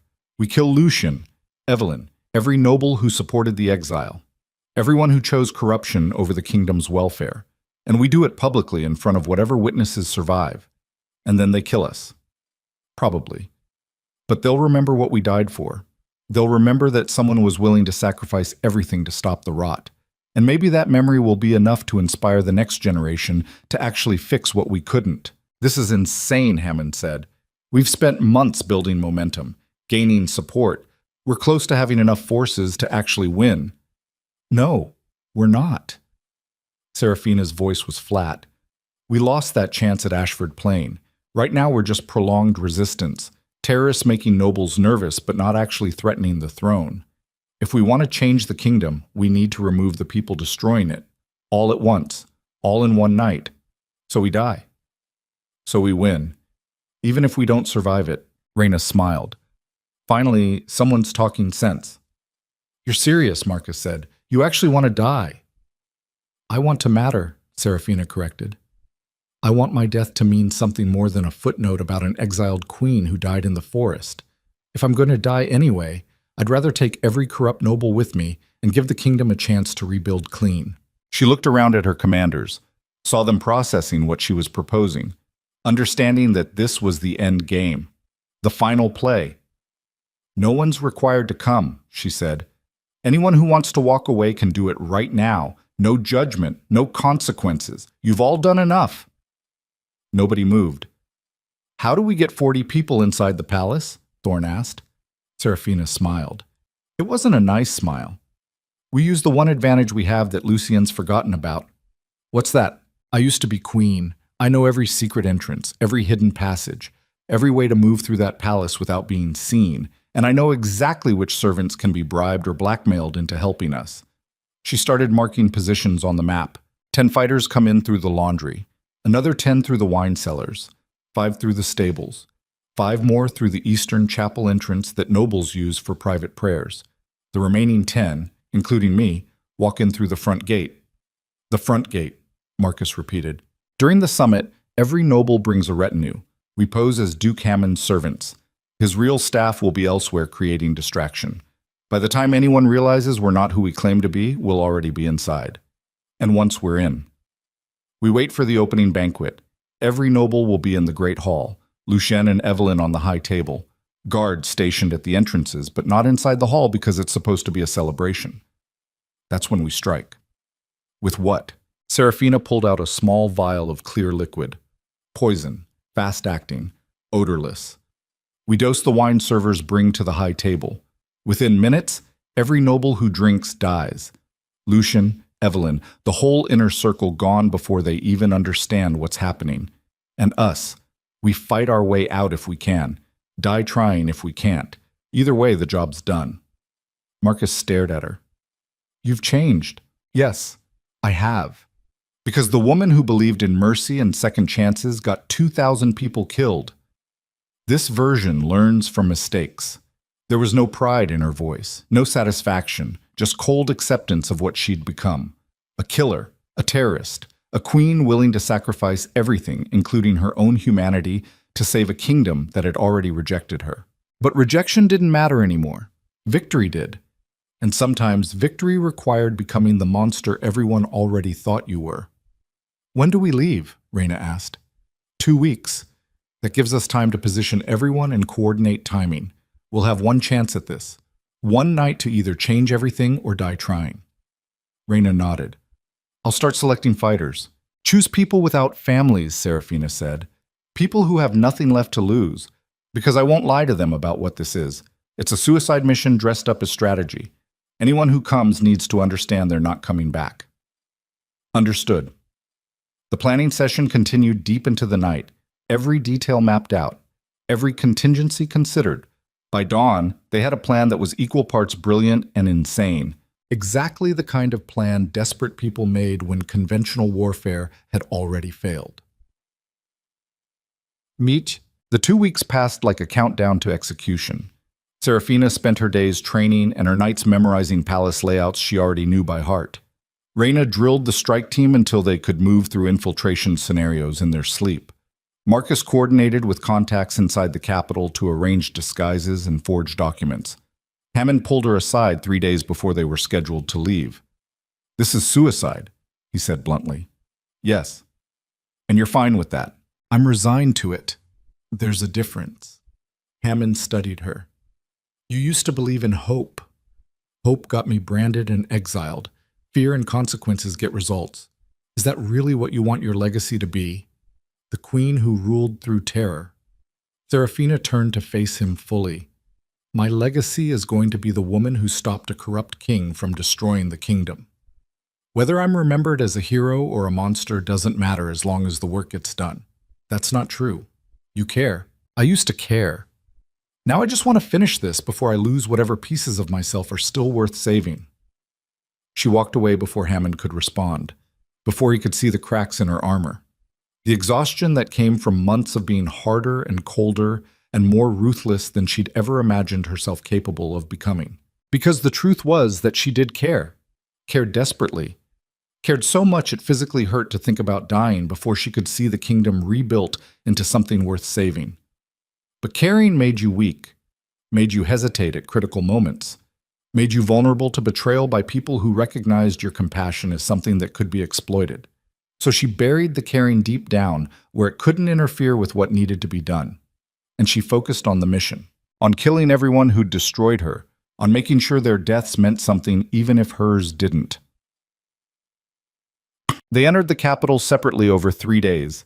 Small groups, different routes, nobody traveling together who might be recognized as associates. Serafina came in last, riding through the gates in a closed carriage as part of Duke Hammond's legitimate retinue. She wore a servant's dress, plain, unremarkable. Her hair hidden beneath a scarf, the brand on her shoulder covered by sleeves. Nobody looked twice at her. It was almost funny. 8 months ago, she'd ridden through these same gates wearing a crown and royal colors. Thousands had cheered, guards had saluted. Now she was invisible, just another servant coming to the capital for the winter summit. The palace looked exactly as she remembered. White stone, golden spires. Beautiful and terrible and completely unchanged despite everything that had happened. She felt nothing looking at it. No nostalgia, no grief, just cold calculation about how best to infiltrate and where to position strike teams for maximum efficiency. Reyna met her in the servants' quarters after dark. The captain had gotten in 3 days earlier and had been mapping guard rotations and identifying targets. "Everyone's in position," Reyna reported quietly. "The poison's been secured. We have servers willing to dose the wine for gold. Everything's ready." "Good. When's the banquet?" "Tomorrow night. All nobles are required to attend. Lucian's making it a mandatory attendance order because he wants to show unity. So he's gathering all our targets in one room and commanding them to be there." Serafina smiled. "He really has gotten stupid." "Power makes people stupid," Reyna said. "They start believing they're untouchable. Then tomorrow night, we teach them otherwise." They reviewed the plan one final time. 40 fighters positioned throughout the palace. Poison ready. Servers briefed. Escape routes mapped, even though they all knew escape was unlikely. Everything depended on timing and luck and the assumption that Lucien's guards had grown complacent after months of defending against external threats instead of internal ones. It should work. Probably wouldn't. But it was the best chance they had. Serafina spent that night in the servants' quarters, staring at the ceiling and thinking about everything that had led to this moment. The arrest, the exile, the months of training and terrorism and becoming someone she barely recognized. She thought about Lucien and wondered if he ever regretted choosing Evelyn over her. Wondered if he lay awake at night thinking about the woman he'd destroyed. Probably not. Men like him didn't waste time on regret. They just moved forward assuming their choices were always correct. She thought about Evelyn and the pregnancy that might be real or might be a lie. Thought about the child who'd either be born a bastard or grow up learning their father murdered their mother. Either way, that child was doomed. Serafina found she couldn't bring herself to care. She'd lost too much. Become too hard. Crossed too many lines to still have space for compassion toward the children of her enemies. That probably made her a monster. She'd made peace with it. The banquet started at dusk. Serafina watched from the servants' entrance as nobles flooded into the great hall wearing silks and jewels and expressions of practiced superiority. She recognized most of them, had negotiated with them, dined with them, believed some of them were allies. All of them had stood silent during her exile. All of them were about to die. The servers moved through the crowd with wine and delicacies. Musicians played in the gallery, everything perfect and beautiful and completely oblivious to what was coming. Lucien entered with Evelyn on his arm.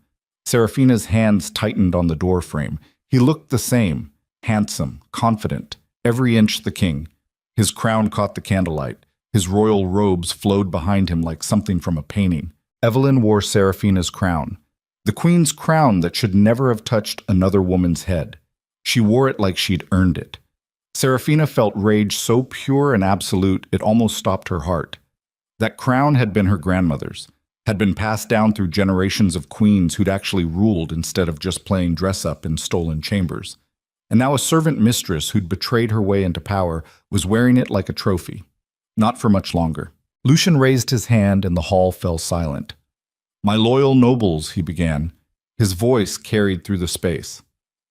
"We gather tonight to celebrate the strength and unity of our kingdom. Despite the terrorists who seek to undermine our prosperity, despite the traitor who continues to spread lies and violence, we stand firm. We stand together." Applause. Enthusiastic and sycophantic. Serafina's jaw clenched so hard her teeth ached. "And tonight," Lucien continued, "I have an announcement. Lady Evelyn has given me the greatest gift, an heir to secure our dynasty's future." More applause. Nobles standing to toast the pregnant mistress. Evelyn smiled and placed a hand on her belly. The gesture was deliberate, performative. designed to cement her position as the new queen even without a formal coronation. Serafina looked at Reyna standing beside her. The captain's expression was murderous. "Now," Serafina whispered. Reyna signaled across the hall. Servants moved into position. Wine was poured. Glasses distributed to the high table where Lucien and Evelyn sat with the inner circle of nobles. Serafina watched a server she'd personally bribed pour from the poisoned bottle. Watched the clear liquid fill crystal glasses. Watched nobles lift them in toast to the king and his heir. Watched them drink. Then she counted. The poison was supposed to take 30 seconds. Fast-acting, but not instantaneous. Just long enough for the victims to realize something was wrong before their hearts stopped. 20 seconds. Nobles still smiling, still toasting. 25 seconds. The first one collapsed. A minister whose name Serafina had forgotten. He clutched his chest and went down hard. 30 seconds. Chaos erupted.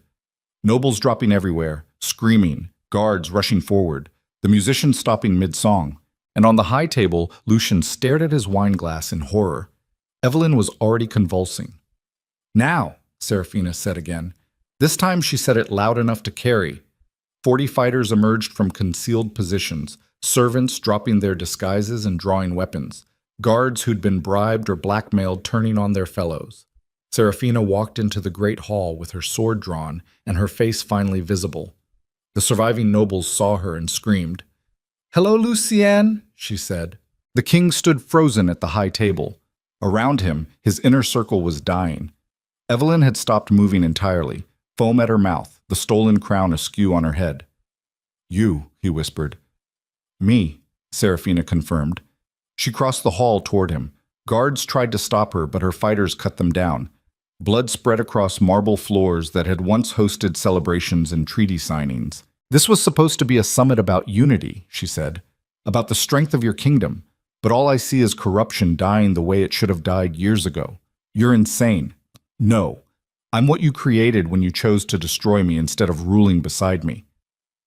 She was close enough now to see the fear in his eyes, see him realizing that the woman he'd exiled had become something far more dangerous than he'd ever imagined. "I loved you," she said quietly, "believed in you, fought beside you, and you threw me away like garbage because I threatened your ego. You were trying to seize power. I was trying to save the kingdom from men like you. But you couldn't stand having a wife who was better at governance than you were. So you manufactured treason and let your nobles destroy everything functional so they could profit." Lucien's hand moved toward his sword. "Don't," Serafina warned. He drew anyway. They fought in the middle of the great hall, while nobles died around them, and guards clashed with rebels, and the kingdom's entire power structure collapsed into blood and violence. Lucien was good, had been trained by the same sword masters who'd trained Serafina, but he'd spent the past 8 months drinking wine and celebrating his mistress, while Serafina had spent them learning how to kill without hesitation. She was better. She drove him back across the hall. Their blades rang out above the chaos. Metal on metal. Death circling death. "This is for the Ectel Gootauge," she said, scoring a cut across his ribs. "For the brand, another cut on his shoulder. For every person who starved while you partied. For Evelyn's lies.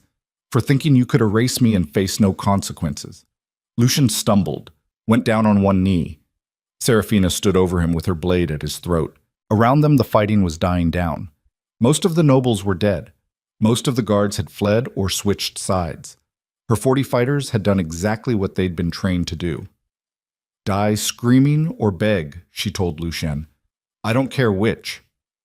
He looked up at her. Blood ran from a dozen cuts.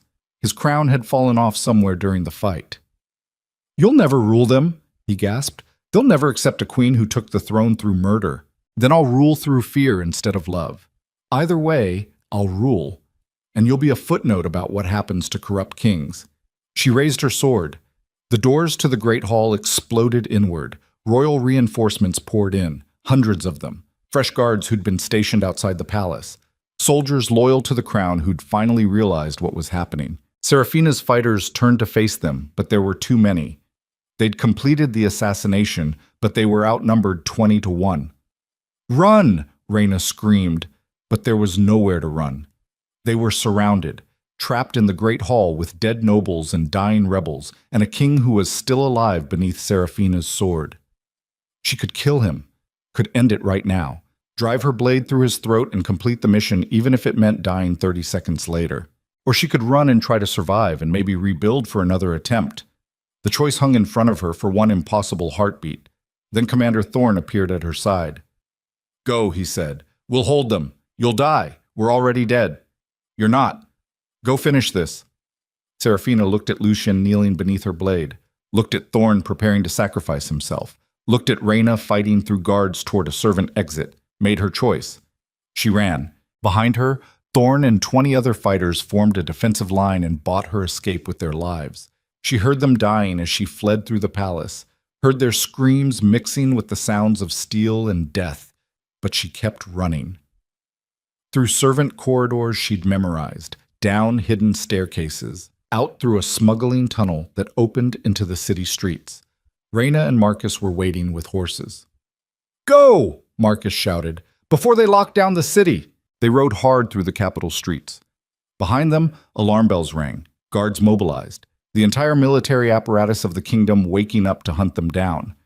Serafina's heart hammered in her chest. Blood soaked her clothes. Her sword was still in her hand. She'd killed maybe 30 nobles tonight, destroyed Lucien's inner circle, struck terror into every corrupt heart in the kingdom.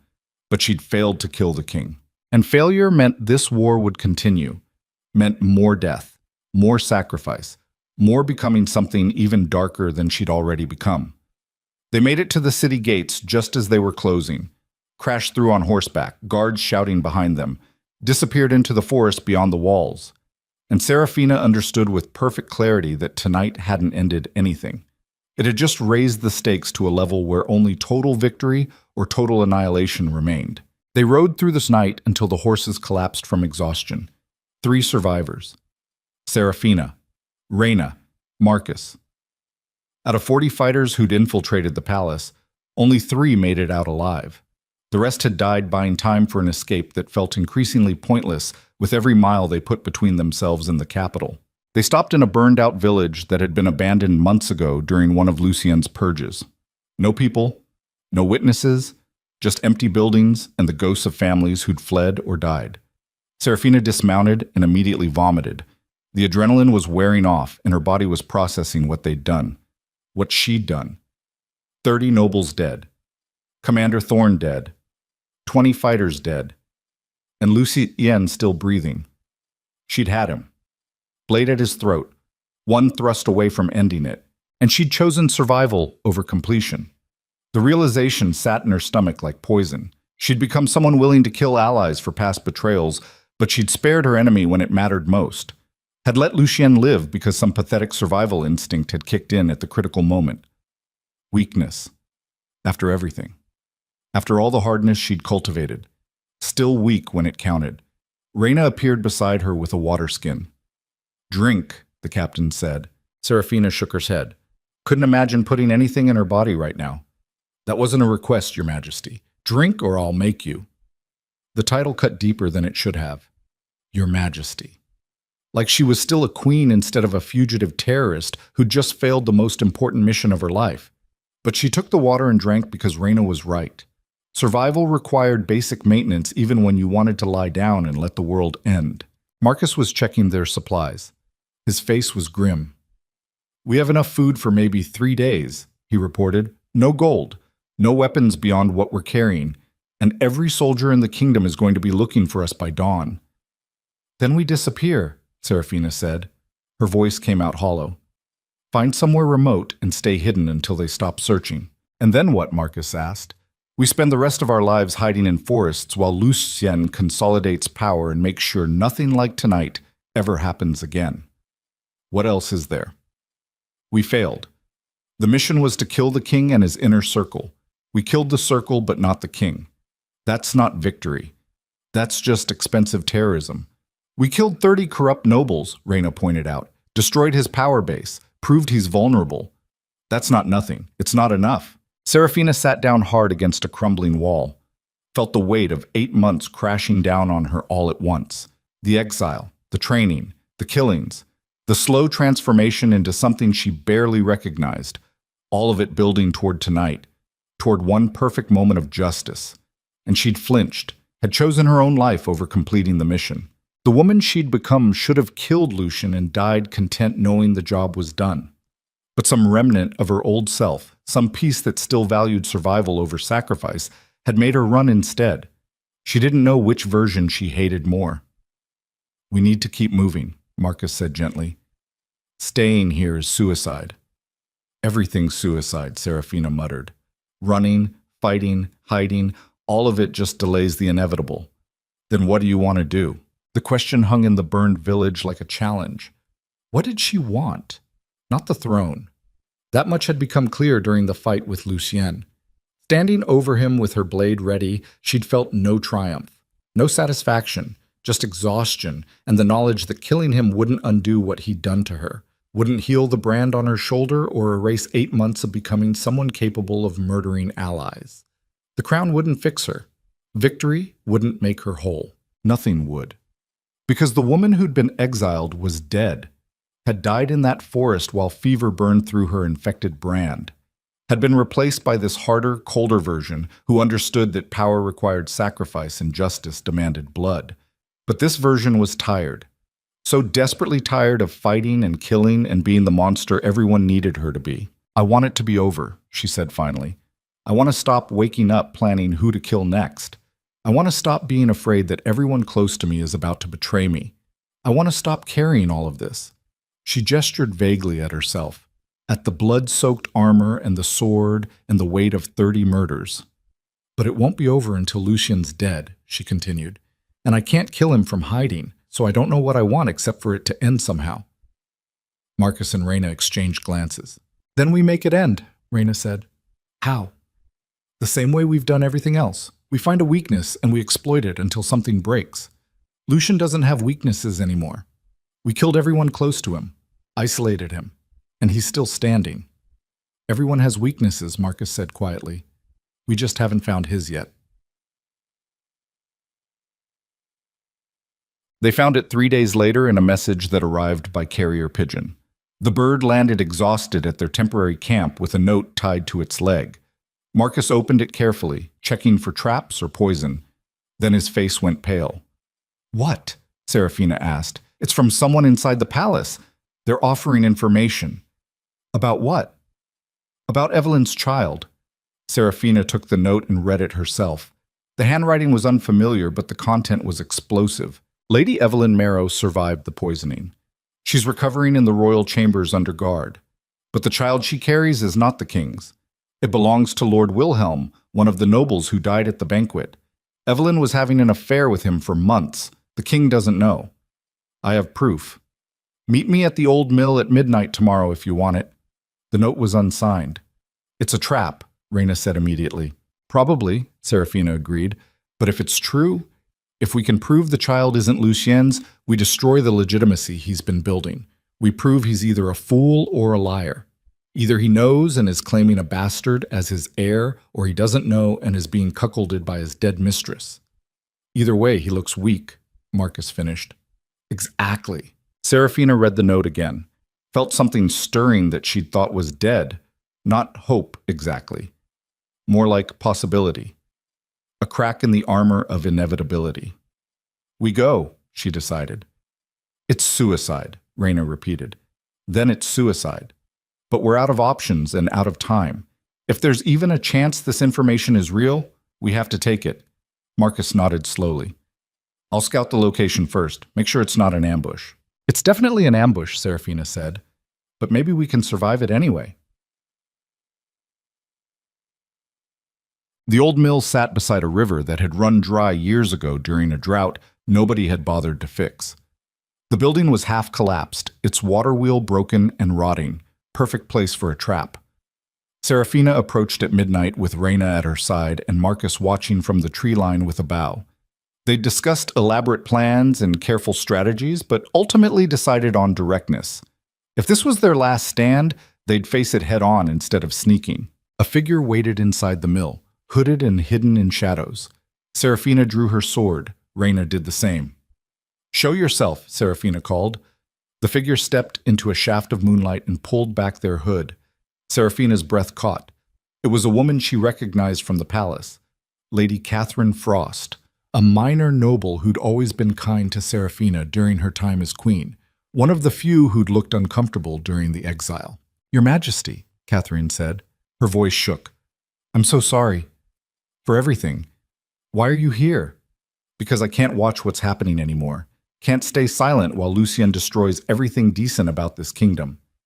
She pulled out a leather folder and handed it to Seraphina. Inside were letters, correspondence between Evelyn and Lord Wilhelm, love letters, explicit descriptions of their affair, and most damning, a letter from Wilhelm to Evelyn discussing the pregnancy and his excitement about becoming a father. Dated 2 months before Lucien announced the child. "This is real," Seraphina said. It wasn't a question. "Wilhelm confessed to me the night before the banquet. He was drunk and terrified that the truth would come out. He died before he could tell anyone else. But I kept his letters because I knew they might matter someday. Why give them to me?" "Because you're the rightful queen," Catherine said simply. "Because Lucien exiled you based on lies, and I stood silent like a coward. Because the kingdom is falling apart, and someone needs to stop it." She took a breath. "And because my daughter is 6 years old, and I want her to grow up in a kingdom where honor means something, where powerful men can't just destroy good women and face no consequences." Seraphina felt something crack in her chest. This woman had risked everything to bring her proof, had walked into a meeting that could easily be her execution because she believed justice mattered more than safety. It was the kind of courage Seraphina had stopped believing existed. "Thank you," she said quietly. "What will you do with the letters?"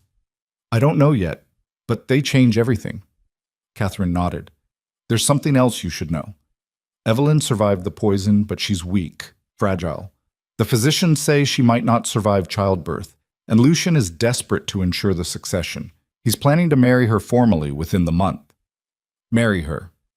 A royal wedding. Public vows. Making the child legitimate before anyone can question its parentage." "When?"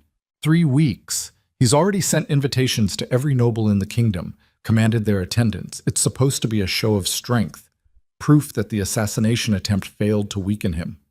Seraphina looked at the letters in her hands, looked at Catherine standing in the ruined mill risking everything for a chance at justice, looked at Reina and Marcus waiting for orders, felt the pieces falling into place. She'd failed to kill Lucien at the banquet, had let survival instinct override completion, but maybe that failure had created an opportunity. Maybe staying alive meant she could finish this a different way, not through murder, through truth. "Tell me about the wedding," she said. The planning took 2 weeks. 2 weeks of gathering intelligence and positioning people and crafting a plan that was somehow more audacious than the assassination attempt. Because this time Seraphina wasn't planning to kill anyone. She was planning to reclaim her throne through the law. The kingdom's founding charter was clear. A monarch could be challenged by direct petition during any public ceremony where nobles were gathered. It was an old law, rarely used, designed to prevent tyranny by allowing the people's representatives to question their ruler's fitness. Lucien's wedding qualified, and Seraphina had proof that he was either a fool being manipulated by a pregnant mistress or a liar knowingly legitimizing a bastard heir. Either way, grounds for questioning his fitness to rule. It was insane, walking into a royal wedding surrounded by guards who wanted her dead and challenging the king in front of every noble in the kingdom. But it was also legal, constitutional, the kind of move that couldn't be dismissed as terrorism or rebellion. If she did it right, if she presented the evidence clearly and forced Lucien to respond publicly, she could destroy him without spilling another drop of blood. Marcus thought it was brilliant. Reina thought it was suicide. Catherine thought it was the only way to actually change things, instead of just perpetuating violence. Seraphina thought it was probably all three. But she'd spent 8 months becoming a killer, and it had only made things worse. Had created a cycle of vengeance that would continue until everyone involved was dead. Maybe it was time to try something different. Maybe the strength she needed wasn't the ability to kill without hesitation. Maybe it was the courage to stand in front of her enemies unarmed and trust that truth mattered enough to protect her. It was a terrifying thought, also possibly the only one that might actually work. The royal wedding took place on the first day of spring. The palace courtyard had been transformed into something from a dream. White flowers everywhere, musicians in the galleries, hundreds of nobles dressed in their finest silks. Lucien stood at the altar in gold and crimson, his crown gleaming in the sunlight. He looked like every fairy tale king, handsome and powerful and absolutely confident. Evelyn walked down the aisle on Duke Remington's brother's arm, since Remington himself was dead. She wore white and silver. Her belly was visibly swollen with the pregnancy. The stolen crown sat on her head like she'd been born wearing it. Serafina watched from the crowd. She'd walked in through the front gates wearing a noble's dress borrowed from Catherine. Her hair was styled differently, her face partially hidden behind a veil, but her branded shoulder was visible, deliberately exposed beneath the sleeveless gown. Nobody had recognized her yet. The guards were watching for terrorists and assassins, not for an exiled queen walking openly among the guests. The ceremony began. Traditional vows, promises of love and loyalty and partnership, every word a mockery of what Serafina and Lucien had supposedly shared. She let them get halfway through. Then she stepped forward. "I invoke the right of petition," she called out. Her voice carried across the courtyard. Hundreds of heads turned. Guards reached for weapons. "Under the founding charter, I challenge this marriage and the fitness of King Lucien Arden to rule." Chaos erupted. Nobles shouting, guards converging, Lucien's face going white with rage. But the law was the law. And there were enough old nobles present who remembered the charter and wouldn't let it be violated even for a king they supported.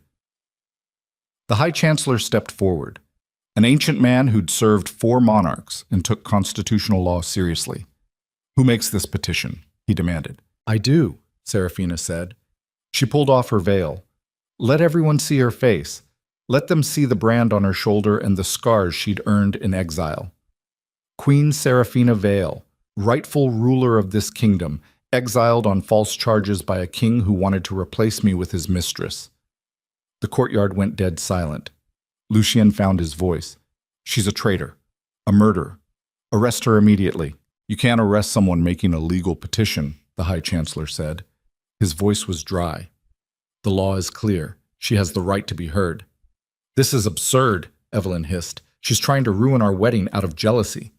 Serafina ignored her, focused on the High Chancellor.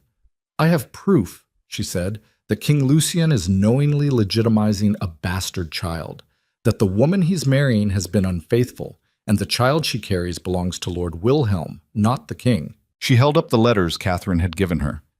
Love letters between Lady Evelyn and Lord Wilhelm, including explicit discussion of the pregnancy and Wilhelm's paternity, all dated months before the king announced the child.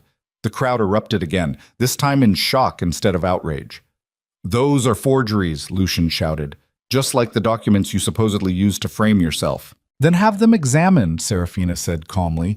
"Bring in every expert in the kingdom, test the ink, verify the handwriting." "I'll wait." She met his eyes across the courtyard. "Unless you'd rather marry her now and hope nobody asks questions later. Hope your nobles accept a bastard heir because you commanded it. Hope the kingdom doesn't fall apart when people realize their king is either a fool or a liar." Lucien's hands were shaking. Serafina could see it from here, could see the moment he understood that she'd outmaneuvered him. If he proceeded with the wedding, he looked weak. If he stopped it, he admitted doubt. Either way, he lost. Evelyn turned to him. Her face was pale. "Lucien, tell them she's lying." But Lucien was staring at the letters in Serafina's hands, calculating, wondering if they were real, wondering if Wilhelm had actually betrayed him, wondering if the child he'd announced as his heir was actually another man's bastard. The silence stretched. Then Evelyn made a mistake. She grabbed Lucien's arm. "The child is yours. I swear it." Wilhelm meant nothing. It was just a few times. It didn't mean anything. The courtyard went absolutely silent. Evelyn realized what she'd said. Tried to backtrack. I never... Those letters are false. I was faithful." But it was too late. She'd confirmed the affair in front of hundreds of witnesses. Lucien pulled his arm away from her like she was diseased. "Get away from me," he said. Evelyn's eyes filled with tears. "You don't understand. I did it for us." Wilhelm had information about the northern nobles. I had to get close to him. It was strategy. You slept with him. To get intelligence. To help you. And got pregnant. Evelyn opened her mouth. Closed it. No words came out because there was no explanation that would make this better. Lucien turned to the High Chancellor. His face was a mask. Postpone the wedding, he said, until the letters can be verified. It was an admission, not of guilt exactly, but of doubt, of the possibility that he'd been deceived. Serafina pressed her advantage. And what about my exile, she asked. What about the forged documents used to destroy me? Will those be examined too? The crowd murmured. Some nobles looked uncomfortable. Others looked calculating. Because everyone knew now. Knew that if Evelyn had lied about the pregnancy, she'd probably lied about other things. That if Lucien had been fooled once, he'd probably been fooled before. That maybe the exiled queen wasn't a traitor after all. Maybe she'd been telling the truth all along. The High Chancellor looked at Lucien. Your Majesty, what is your response to these accusations? Lucien's jaw was so tight, Serafina thought it might crack. My response is that this woman is a terrorist who murdered 30 nobles, who led an assault on this palace, who has forfeited any right to question my rule. I was exiled first, Serafina said, before any of that. The murders and the assault came after you destroyed me based on lies. So which came first? Your corruption or my response to it? You tried to seize power. I tried to govern fairly. You couldn't stand having a wife who was better at it than you were. The nobles were watching now like this was theater, which it was. The best political theater Serafina had ever performed. She took a step forward, closer to the altar, closer to Lucien. Here's what I think happened, she said. Her voice carried across the courtyard. I think you grew tired of being questioned, tired of having a queen who actually cared about justice, instead of just looking pretty beside you. So when Evelyn offered you someone more manageable, someone who'd agree with everything you said, you took it, had documents forged, convinced your nobles that I was the problem, and exiled me to make room for her. That's not true. Then explain the documents. Explain how they appeared with my seal when I never wrote them. Explain why Minister Blackwell confessed to forging them before he died. Explain any of it without admitting you manufactured my exile. Lucien couldn't. Serafina could see it in his face, see him realizing that she'd backed him into a corner where every defense made him look worse. The High Chancellor cleared his throat. Given the serious nature of these allegations, he said, I invoke the Council's right to investigation. Both the letters regarding Lady Evelyn's child and the documents regarding Queen Serafina's exile will be examined by independent experts. Until such examination is complete, all ceremonies and major royal decisions are suspended. It was as close to a victory as Serafina could get without violence.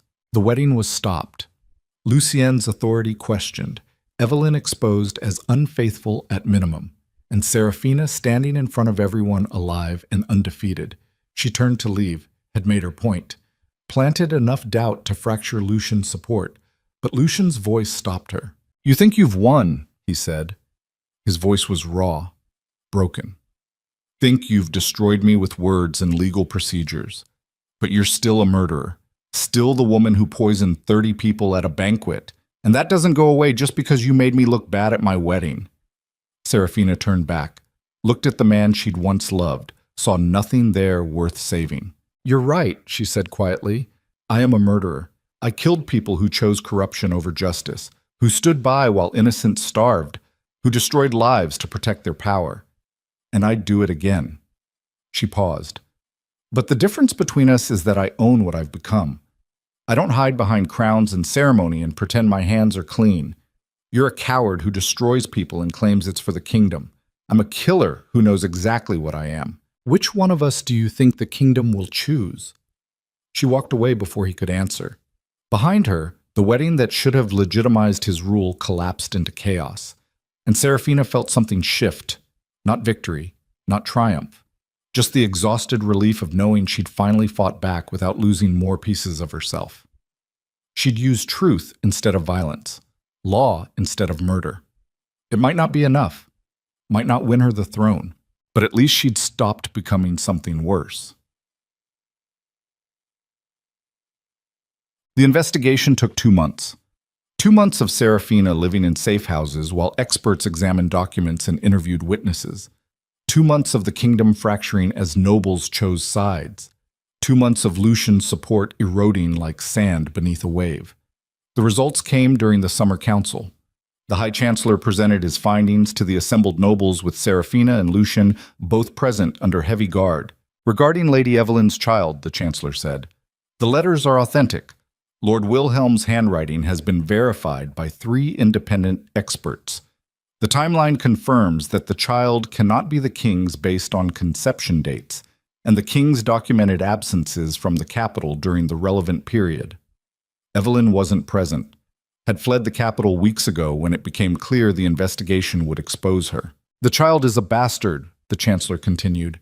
"Any attempt to legitimize it as a royal heir would be fraud." Lucien sat rigid in his chair, said nothing. Regarding Queen Serafina's exile, the Chancellor continued, "The documents used to charge her with treason were indeed forgeries. Minister Blackwell's confession has been corroborated by physical evidence. The exile was unlawful." He looked at Serafina. Queen Serafina Vale was wrongfully removed from the throne. Under our laws, she retains her title and rights as co-monarch. The council chamber erupted. Serafina sat very still, trying to process what she was hearing, that she'd been right, that the exile had been manufactured, that 8 months of hell had been based on lies she'd always suspected but never been able to prove, that she was still the queen.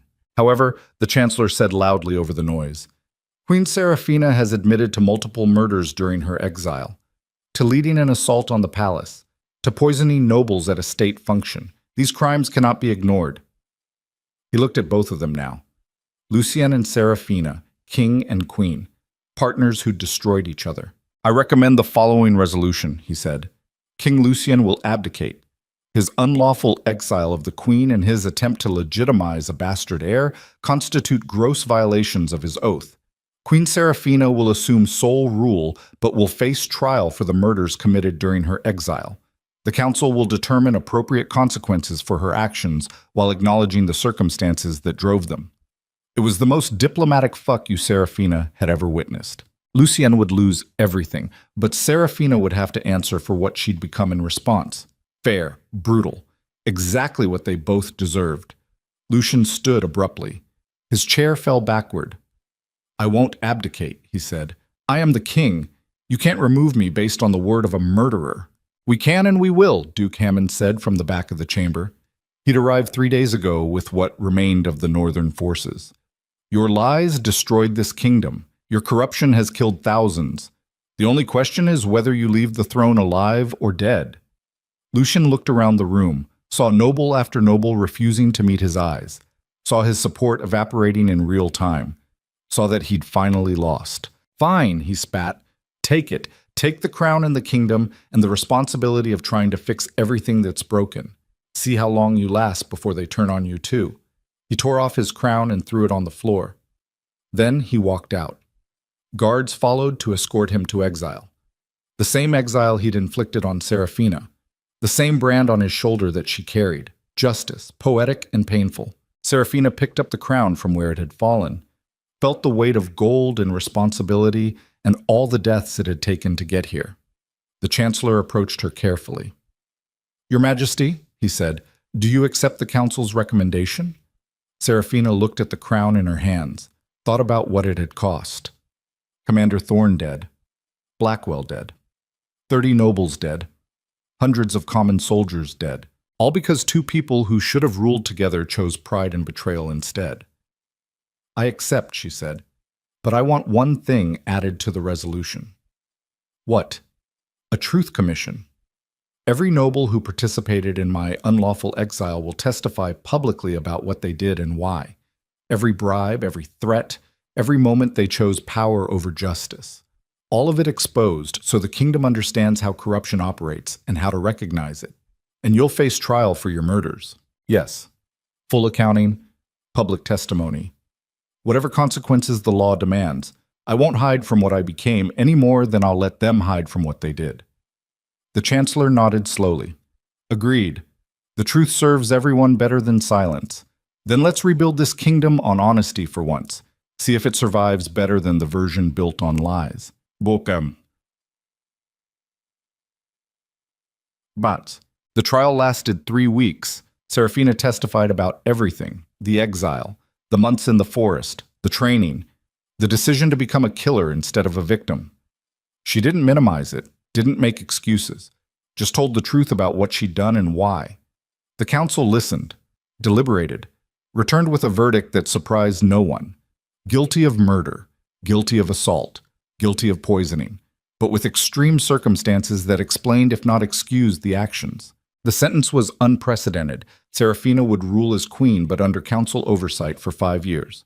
Every major decision reviewed, every policy examined. Proof that she could govern justly instead of through revenge. After 5 years, if she'd proven herself, full authority would be restored. It was probation. For a queen. Humiliating and necessary and exactly right. Serafina accepted it without argument. Then she got to work.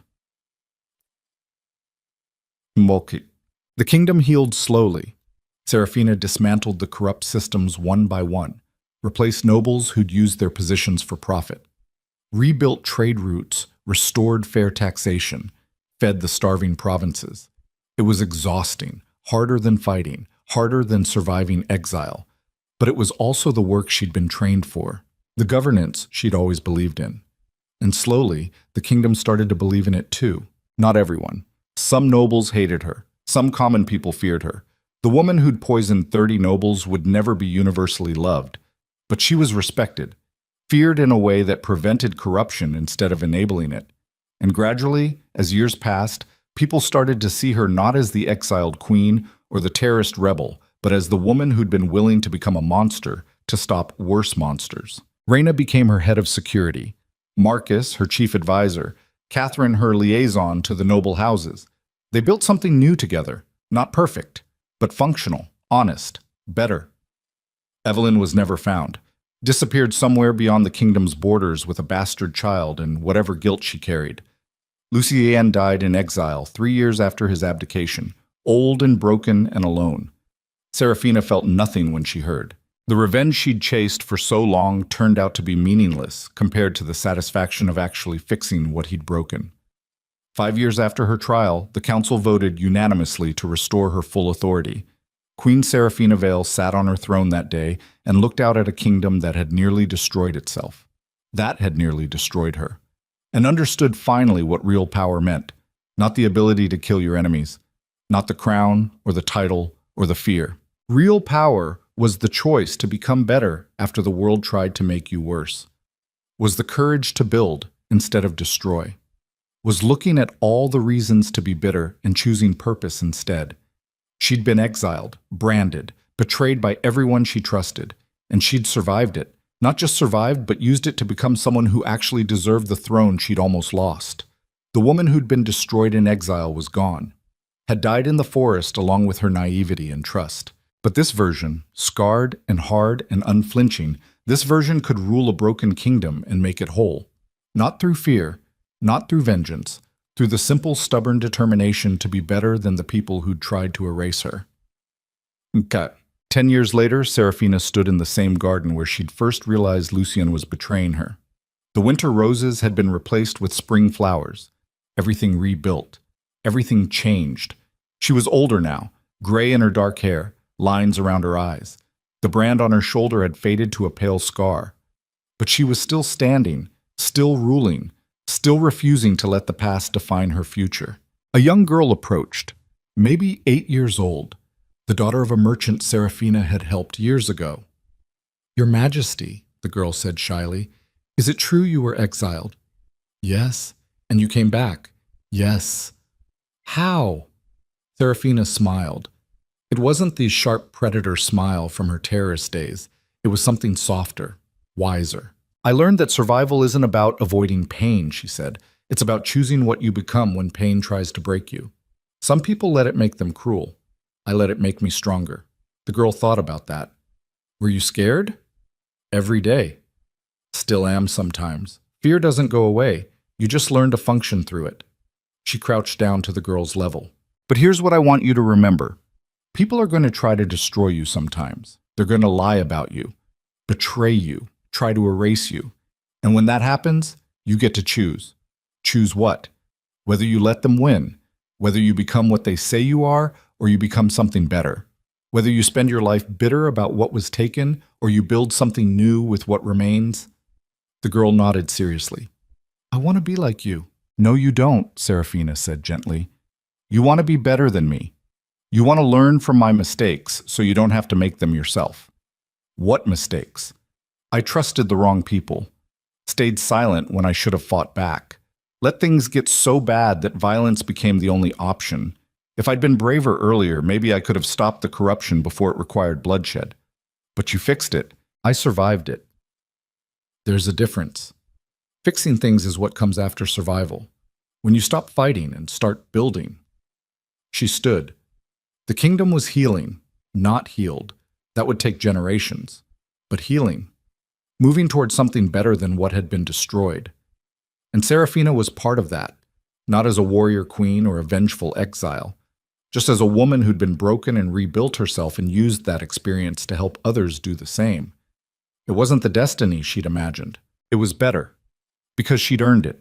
Every scar, every hard choice, every moment of becoming something darker, so she could eventually become something worth following. The girl ran off to play.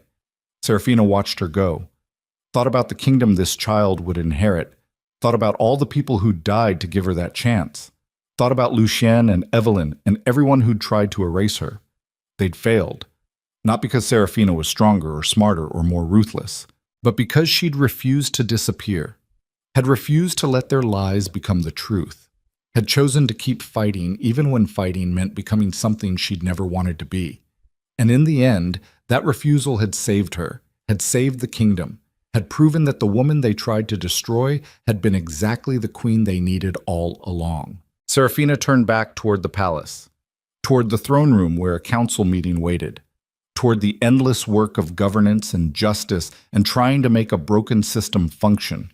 It wasn't glory, wasn't the fairy tale ending where everything magically fixed itself. It was just the choice to keep trying, keep building, keep being better than the people who'd tried to make her worse. And as she walked through gardens she'd helped restore, past servants who smiled instead of flinched, through halls that echoed with purpose instead of fear, Serafina understood the final truth her exile had taught her. They hadn't created her downfall. They'd created the queen who would rule forever. Not through fear or revenge or the terror that had defined her darkest days, but through the simple, stubborn, unbreakable determination to be worthy of the crown she'd almost lost. And that was a victory no exile could ever erase.